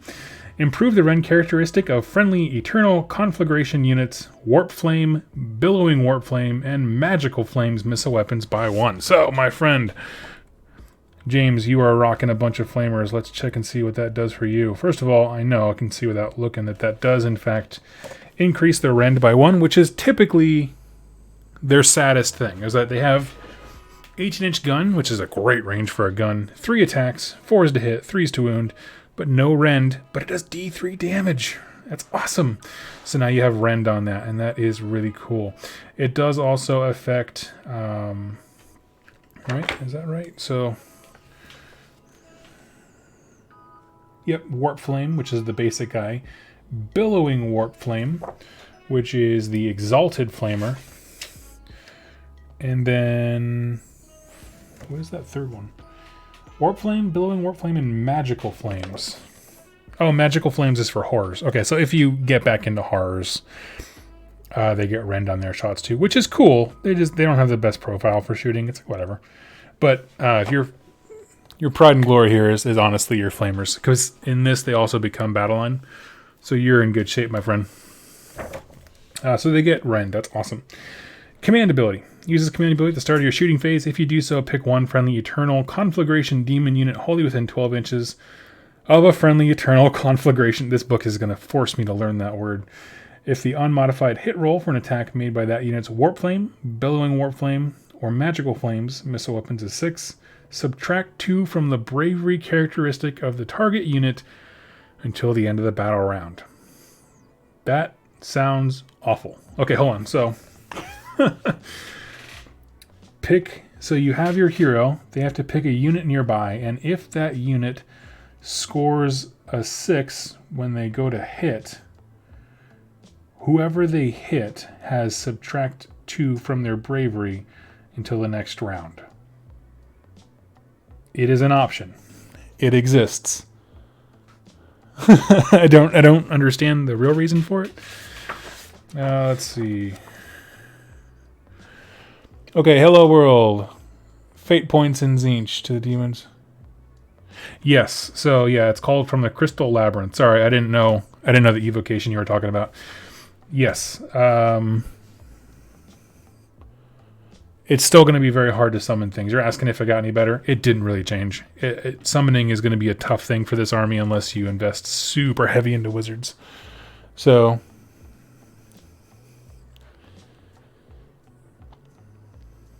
Dr. W. Rockleaf, yep, go back in the video. And we dove headlong into that book. So, Eternal Conflagration. So the command ability, I'm just going to say ignore that. Put some Ipsum Lorem text there. Their command trait for their leader guy. Subtract 1 from hit rolls for attacks made with missile weapons that target Eternal Conflagration units wholly within 12 inches of this general. Now that does stack with the subtracting 1 from hit rolls for demons, like that locust that they had that I mentioned earlier. So that's really interesting because that means if you had a Lord of Change, right, which is a demon, surrounded by a bunch of flamers who are also demons, they are all getting. I don't know if does the Lord of Change have a. I don't think he has like a billowing flame attack or warp flame, anything like that. But the point of the matter I was getting at was that he would give them -2 to be hit. No, he does not. Okay. So that's huge. That's actually a big deal. Because then you could brick up and have that huge brick be a somewhat mobile, surprisingly mobile, shooting platform of just hate. Oh, wait. Sherwood Baker, the Demon Locust is only for melee attacks. Really? Thank you. This is why I do this live instead of just reading it rapid fire. You are correct. Well, I mean, they technically do stack. It's just -1 from melee, -1 from range. I'm okay with that. Thank you very much, Sherwood, for pointing that out. Let's see. But that's still great, though. I mean, the fact that he's able to have this bubble, yeah, I don't know. I mean, on the way in, I value the shooting more, and obviously once you're in melee combat, the locust is more important, but interesting. So they do stack, but they are different, which is super important. Thank you for pointing that out. Okay. Artifact of Power. Roll a dice each time you allocate a wound or mortal wound inflicted by a melee weapon to the bearer on a 3-up. The attacking suffers 1 mortal wound. That actually might not be bad. So if you're going flamer heavy, where is he at? The Burning Chariot. He would be great. He's got he's got 6 wounds. I was trying to think of a beefier hero that's not your Lord of Change. Right, don't throw him into the mix too much. I guess the Fate Skimmer, who's a herald on the chariot dude, he only has 8. That's all right.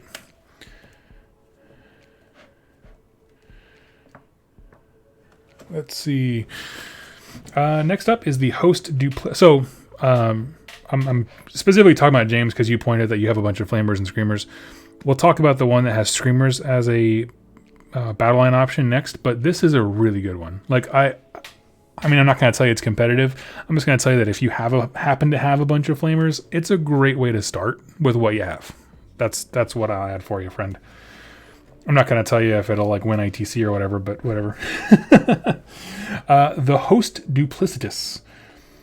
Enemy units within 3 inches of the Host Duplicitous unit cannot retreat. Army-wide. That's awesome. I like that. Command ability. You can use this command ability once per battle. Interesting. Immediately after a friendly Host Duplicitous Horrors of Tzeentch unit is destroyed. If you do so, roll a dice. On a 5-up, a new identical unit to the one that was set up is added to your army. Set the new unit wholly within 12 inches of a Host Duplicitous hero and more than 9 inches from enemy units. I'm not the biggest fan of that because it's a once per battle thing that also needs to roll a 5-up. If successful, it cannot be used again, meaning you can keep trying, right, to get your double unit in, your freebie in, but once you succeed, you can't do it again kind of thing. I'd be fine with that, but the idea of saying once per battle on a 1/3 chance, I'm like, So someone tell me your thoughts on that if you disagree, but a command trait, a Host Duplicitous General must have this command trait. The Will of the Phantom Lord, I like that. You can reroll casting and unbinding rolls for friendly Host Duplicitous Demon Wizards while they're wholly within 9 of the General. Yeah, if you wanted to have, let's see, Lord of Change is pretty big, so you could have him, and then surrounded by like heralds, like the smaller heralds, that kind of stuff. In Arcanites, they're on fairly small bases. You could probably fit quite a few spellcasters in that bubble for sure. And then we go into the Artifact of Power, and that I will honestly say that is a really great buff. Is for a faction that wants you to be doing spells. We had someone in the chat, Hello World, was asking about the summoning thing. this would be a great one because it increases your chances of successfully casting spells, which would then therefore trickle down to being more stuff to summon. The Artifact of Powers add 1 to save rolls that target the bearer. So that's a cool one. It's one of those things. I would take this. I would take a Lord of Change with a bunch of small casters and then try as much as possible to summon stuff. Let's see if there is a unique battle line for it. Nope. Nope. There's not. So that's all right. If I was going to lean into summoning, that's what I would do for sure. Now we're going to talk about the Host Arcanum. Now I believe this is the one that I just read. Yes. So James, if you're still listening, this is the one that can make Screamers of Tzeentch battle line.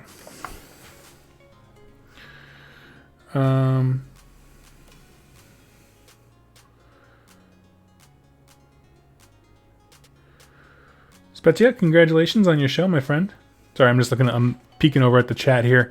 Emmanuel, I will definitely answer that question when we get to the end. I want to look at a few other things before I do. As of right now, it depends on how you're defining who won, what winning is. And we'll leave that there for right now. So yeah, okay. Host Arcanum. This is one that can have Screamers as battle lines. Once per turn, in the first, third, and fifth battle rounds, when a friendly Host Arcanum wizard attempts to unbind a spell, it's automatically unbound. Okay. That's cool. If you can remember it, that's a really cool thing. So you get functionally 3, scrolls of unbinding or like that per game for free. In addition, I think there are some artifacts. Well, if you take a battalion and get yourself access to a secondary artifact, there are other things that you can have more than that. So that's cool. Command ability. You can use this command ability in your hero phase. If you do so, pick one friendly Host Arcanum Screamers of Tzeentch unit, wholly within 12 of a friendly Host Arcanum hero until your next hero phase. Add 1 to save rolls for attacks that target that unit. Okay, so +1 save to your Screamers. In addition, until your next hero phase, improve the rend characteristic of that unit's Lamprey Bite by 1. A unit cannot benefit from this effect more than once per turn. So let's take a look at their Warscroll. This to me is the fun part of a new Battletome, where you're just like, okay, he digs Screamers. How can we make Screamers great? Burning? No, I must have passed him.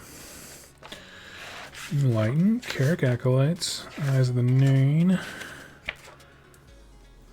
Flamers, Scream. Oh, Screamers right here. Okay, Lamprey Bite. So they get +1 rend. That's cool. So 3 attacks each. 4 up, 3 up. And they get +1 to their save. So they become a 3 wounds on a 4-up save. That is not bad.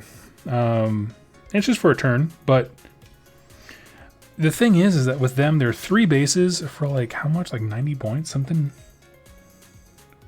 For 80 points.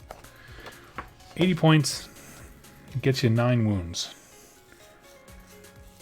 I dig it. I mean, I'm not going to say like they're the greatest thing since sliced bread, but the fact of the matter is like being able to fill your battle line requirements, first of all, with something besides pink horrors, which is not my jam, but I know some people love it. And then giving them utility for it is cool.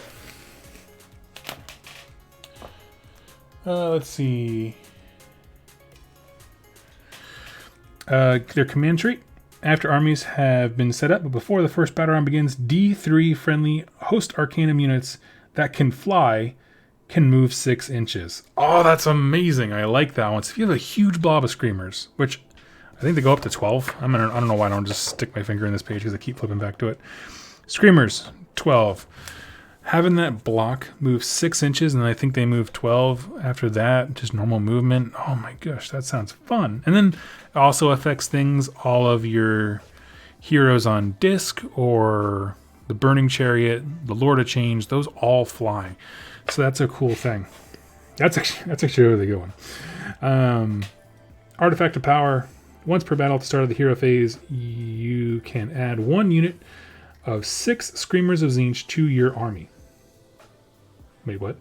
Once per battle at the start of your hero phase, You can add 1 unit of 6 Screamers of Tzeentch to your army. Set a unit wholly up within 9 inches of the bear, more than 9 inches away from enemy units. That's fucking rad. I'm sorry, I just cussed. I didn't mean to. That is rad. So, help me understand here, friends. How come the one that seems more geared towards summoning is like you spend a command point? Oh, because you can do it. Well, you can't. Once per battle, you can try to get a 30% chance of getting a unit of horrors. Yeah, horrors of Tzeentch back.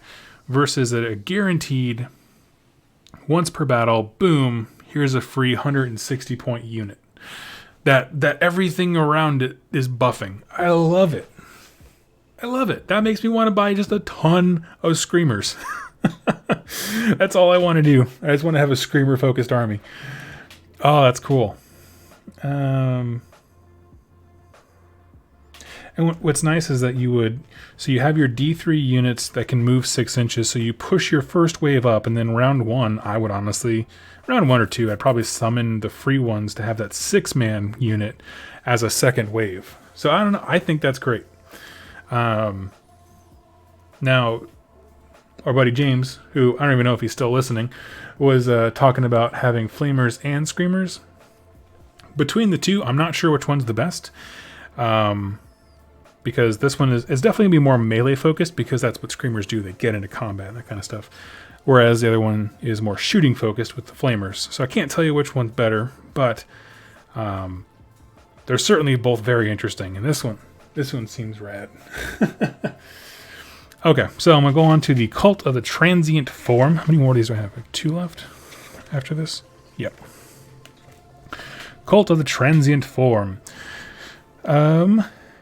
Roll a dice each time a friendly Cult of the Transient Form Kharadron Acolyte model is slain in the combat phase. On a 2 through 5, before removing that model from play, it can fight. On a 6, before removing that model from play, add 1 Zangor model to an existing Zangor unit in your army. If you do so, set up that Zangor unit model within 1 inch of a friendly Zangor unit that is within 9 inches of the slain model. Okay, so if you have a Kharadron Acolyte unit and a Zangor unit next to each other, if a Kharadron Acolyte dies within 9 inches of the Zangor, you can then add a Zangor to the Zangor unit. Okay, that's on a 6. It's alright, it's alright. Fated Transmutation is the command ability. You can use this command ability in the start of your hero phase. If you do so, pick 1 Cult of the Transient Form Kharadron Acolyte unit wholly within 12 inches of the friendly hero until your next hero phase. Each time a Kharadron Acolyte model from that unit is slain, add 1 to the dice roll for the shifting ability. So you get 1 ability to So you get 1 ability to either fight before he dies or turn into a Zangor. And then your command ability is buffing that roll by 1, which is not terrible. Let's take a look at the Kharadron Acolytes, because that matters.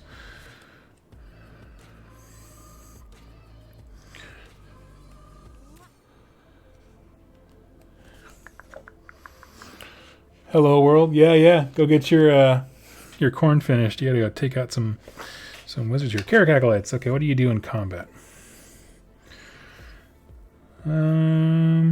Cursed Blades. 4 up, 3 up. Okay. I mean, they're not bad. They're just the generic, battle line type unit. That's cool. They are a wizard now. I mean, having them pile in an attack is not going to be a huge thing. They don't have like a significant amount of rend, but it's more damage that they are doing. So that's cool. If you like Kharadron Acolytes, that's not a bad one at all. Command trait for your leader. Add 2 to the bravery characteristic of friendly Cult of the Transient Form units wholly within 12 inches of the general. Goes along with mortal stuff. And the artifact is add 1 to the bear's wound characteristic. So that's interesting. The thing is like, I like this kind of stuff, but it's so model placement heavy because you have to have the Kharadron Acolyte unit dying in such a way that the Zangor unit is always within 9 inches to get the possibility of that free model.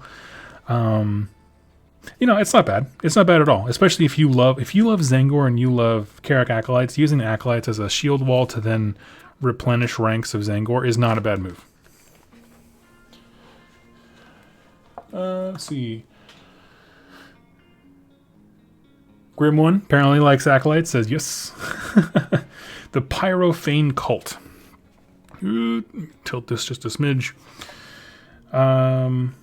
Their ability that they get is add 1 to hit rolls made with Sorcerer's Bolts by friendly Pyro Feign Cult Acolytes.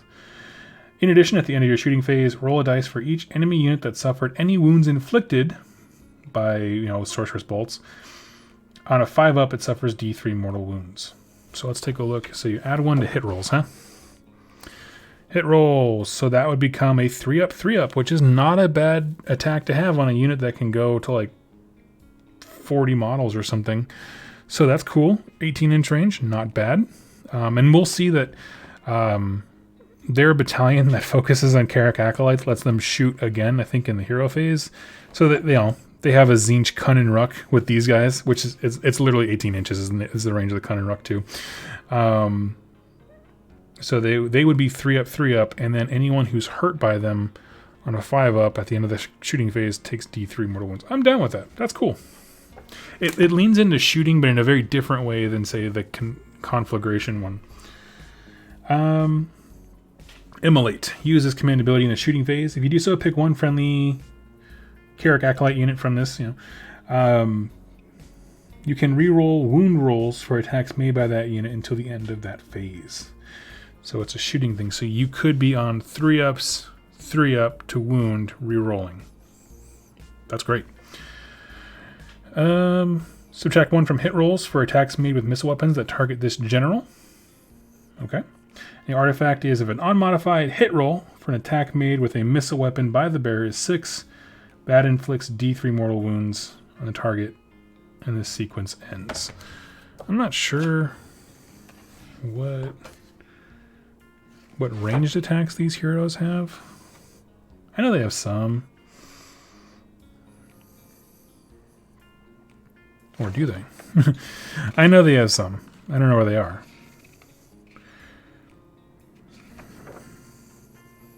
There's not a lot. Like, none of the Arcanite heroes, they're all melee focused. Well, melee and spell casting. I guess the Lord of Change would. Because he has, like, the Gatling Wand, as I used to call it. Does he still have that? I don't know. Let me go check real quick. Now I'm super curious. Oh, Change Staff on the Gaunt Summoner. That would totally be thematic. Yeah. The Gatling Wand is a Rod of Sorcery, 2d6 attacks.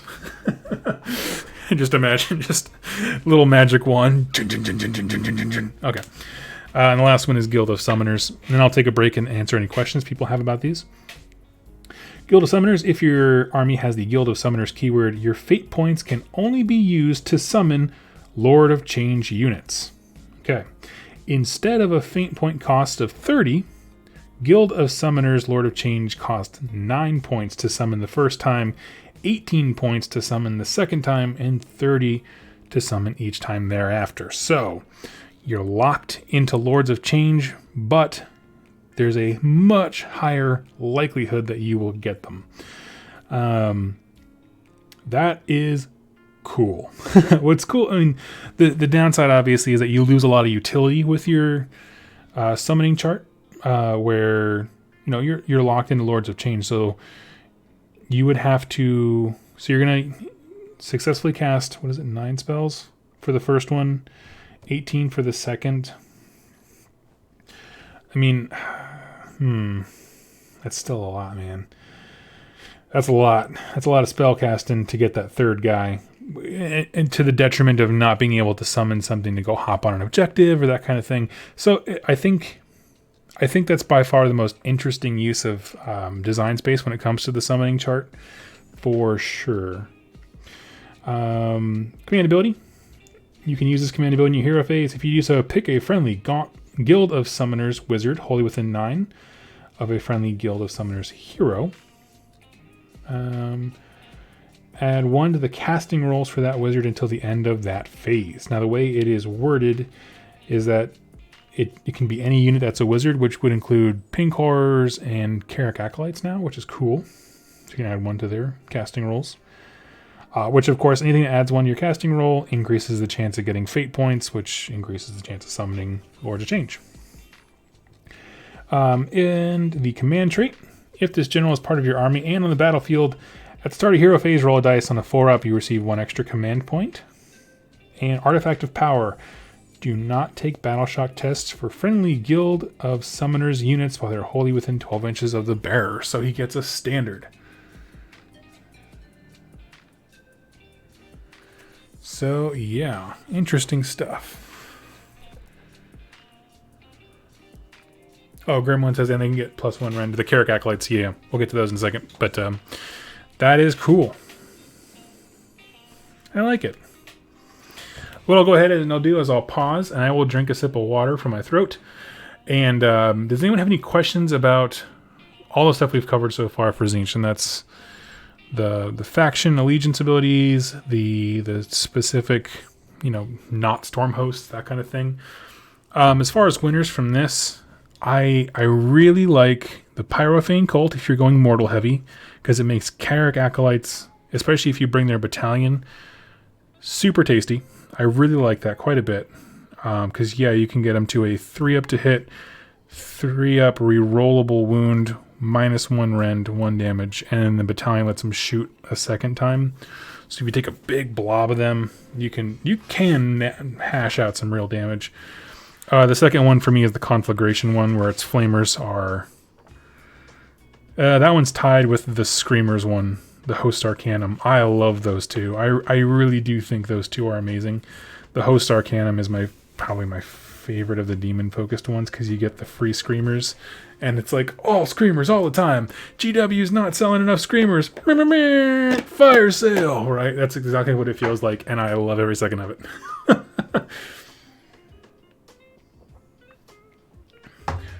Sherwood Baker, do Lords of Change still have 2 spellcasting attempts? Yeah, we can start moving into units and battalions. Let me skip. We're going to skip the Mega Battalion that no one can ever take in a normal game. Lords of Change. Yep, 2 and 2. 2 casting and 2 unbinds.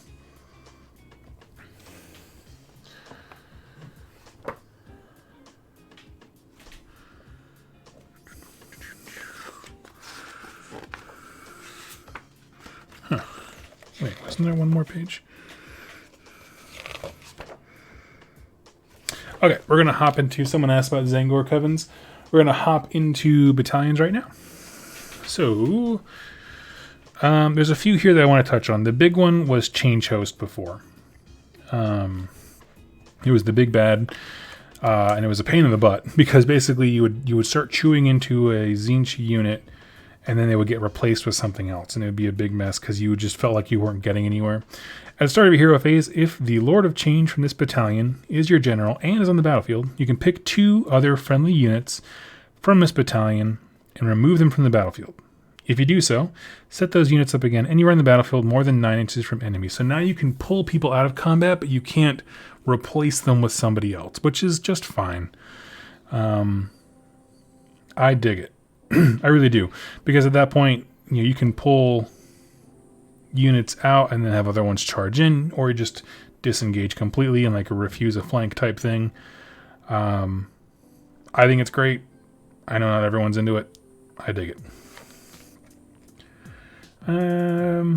Warflame Host for our friend James with a bunch of flamers. At the end of the charge phase, roll a dice for each enemy unit within 9 inches of any friendly units from this battalion. On a 6, they suffer D3 mortal wounds.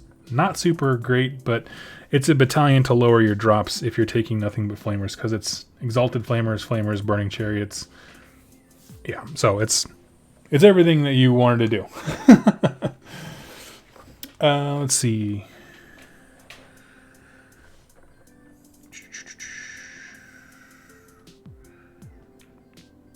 There's a one that lets you heal stuff if you have Screamers. That was the big one for the demons, was the Tzeentch Host. Change. Let's see. Can the Lord of Change get to 3 casts with any traits or artifacts? A lot of them didn't change, so let me just double check before I give you a firm answer.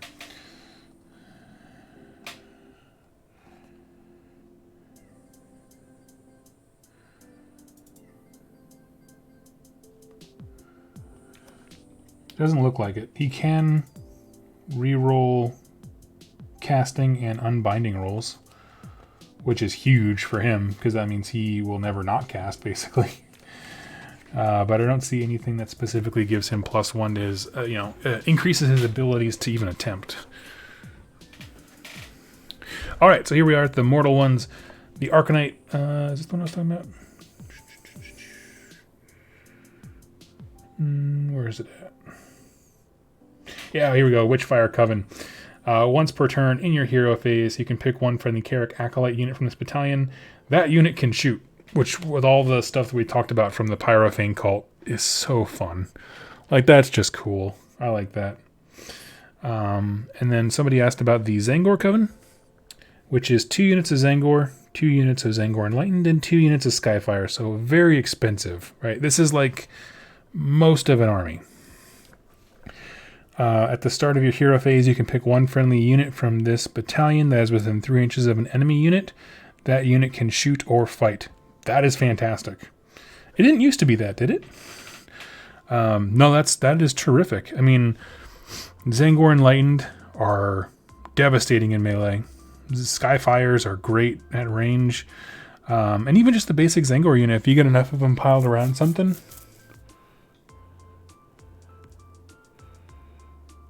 it doubled up the number of units.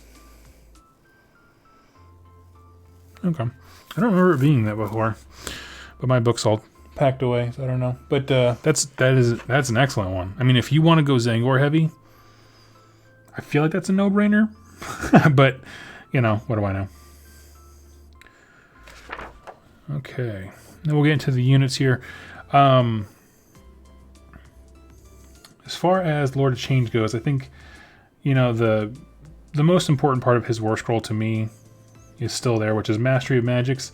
When this model makes a casting, unbinding, or dispelling roll, you can change the lowest d6 to match the highest d6. So, and it doesn't count as a modification. So we were talking about the gambles, the gambits we were trying to do earlier, where it's like have one wizard cast 2 spells on a 9+. This is one where if he rolls if he rolls a 5 in both of those, 5 or higher, they automatically become 10s or 12s depending on if they're 6s. So that's a huge deal.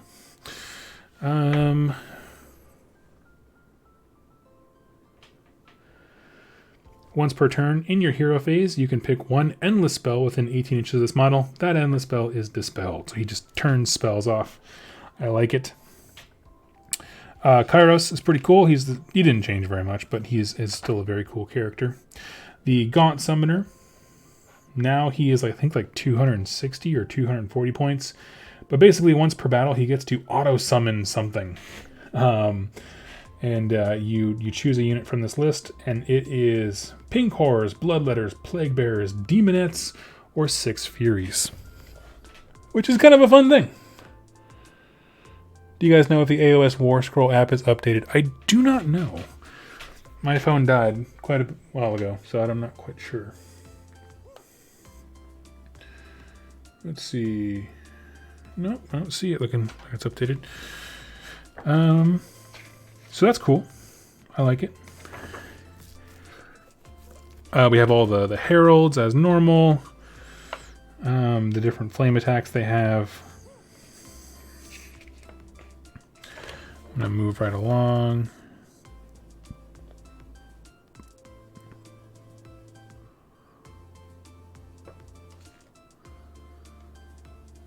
The Changeling can redeploy himself, which matters because he's a Tzeentch hero.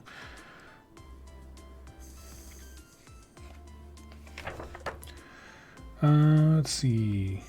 Screamers are looking cool. We'll go to the horrors page. A lot of these are just like the rules are tightened up, but they didn't change very much, which is great. I mean, honestly, that's great. Tzeentch was a great book before. It was a lot of fun, a lot of things to explore. The one that I think they really raised up has been Carrick Acolytes. We'll get there in a second. But we'll talk about horrors. As if you didn't quite see it yet, blue, pink, and brimstone horrors have all been combined into a single Warscroll entry. This matters because if you summon them in a different army, somehow you still get, I don't know, all the junk associated with them. So let's go through this here. A unit of horrors of Tzeentch has any number of models, each armed with magical flames and taloned hands. It can have any number of, let's see, pink horrors, blue horrors, brimstone horrors, and iridescent horrors, which is the unit leader, basically.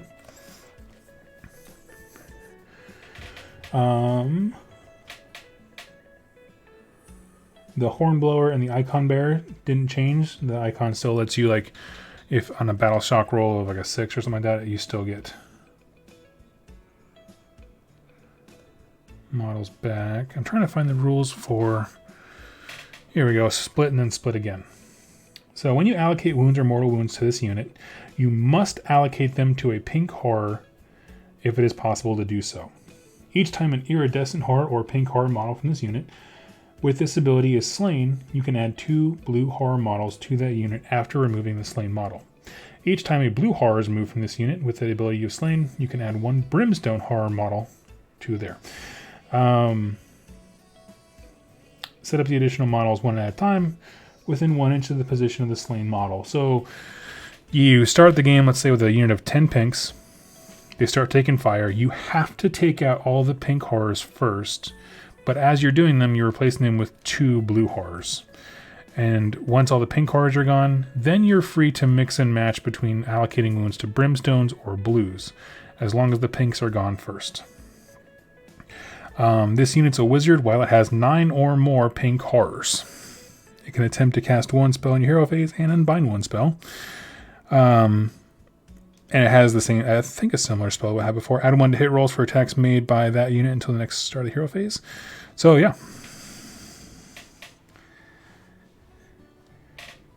Dang. Shoot dang. What's good, Doug the Thug? Hey, hey. Let's see.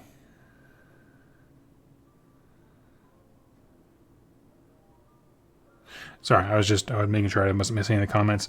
So, it's a lot of text, frankly.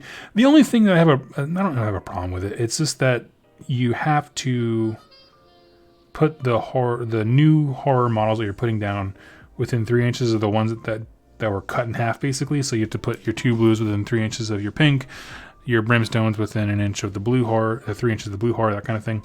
It can be cumbersome when it comes to actually like moving models around the table. So that's the only thing I worry about.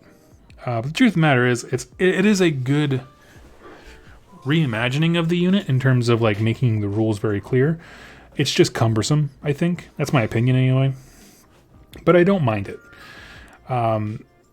They don't have a degrading chart, but the number of attacks that each get is dependent on whether it's a blue, pink, or brimstone fighting. So like pink horrors get 3 attacks, blues are 2. So it's cool. And there's pluses and minuses to this because they've made all the horrors. What? No, 1 second. There's someone knocking on my door here. Be back in 1 second.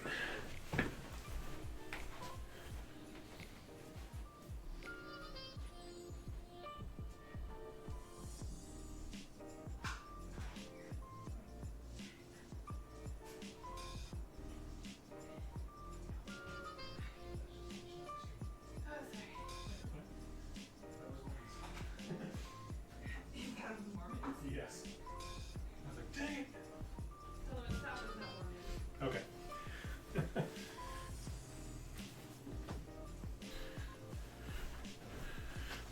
Okay. Sorry about that. My wife came home. I definitely thought it was like Mormons knocking on the door. And there's my lovely wife coming home with lunch. So we're going to speed this up because I'm going to hop off and get some food. But overall, very happy. There wasn't a ton of changes. They did add the Carrick Acolytes now have a spell. They're spellcasters. Again, 9 or more models. They have one where Pick one friendly Carrick Acolytes unit, hold it within 9 inches of the caster. To your next hero phase, improve the Ren characteristic. So it's a self buff functionally. I mean, they can technically bump another Carrick Acolyte unit, but yeah, realistically, it's for themselves. But yeah, that's cool. I like it. So I like what they did. We can talk about the endless spells a little bit later, but that is it. That is our discussion for these two books. As far as how they panned out against each other, here's my thoughts. Someone asked me which one's the winner.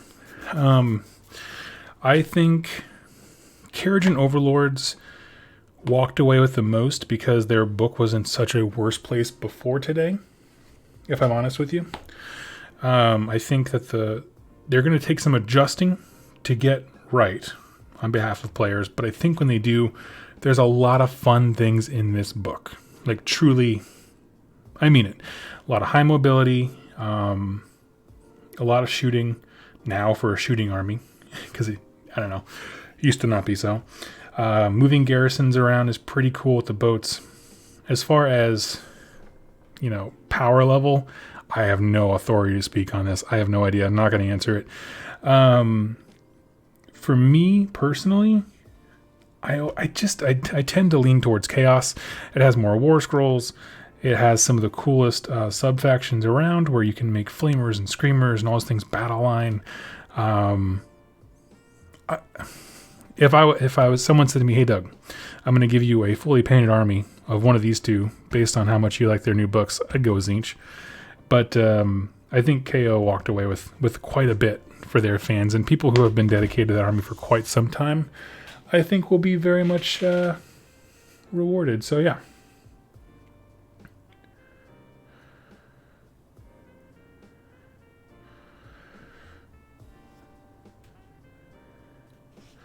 Need to see point values. Oh, you can find them online here pretty soon.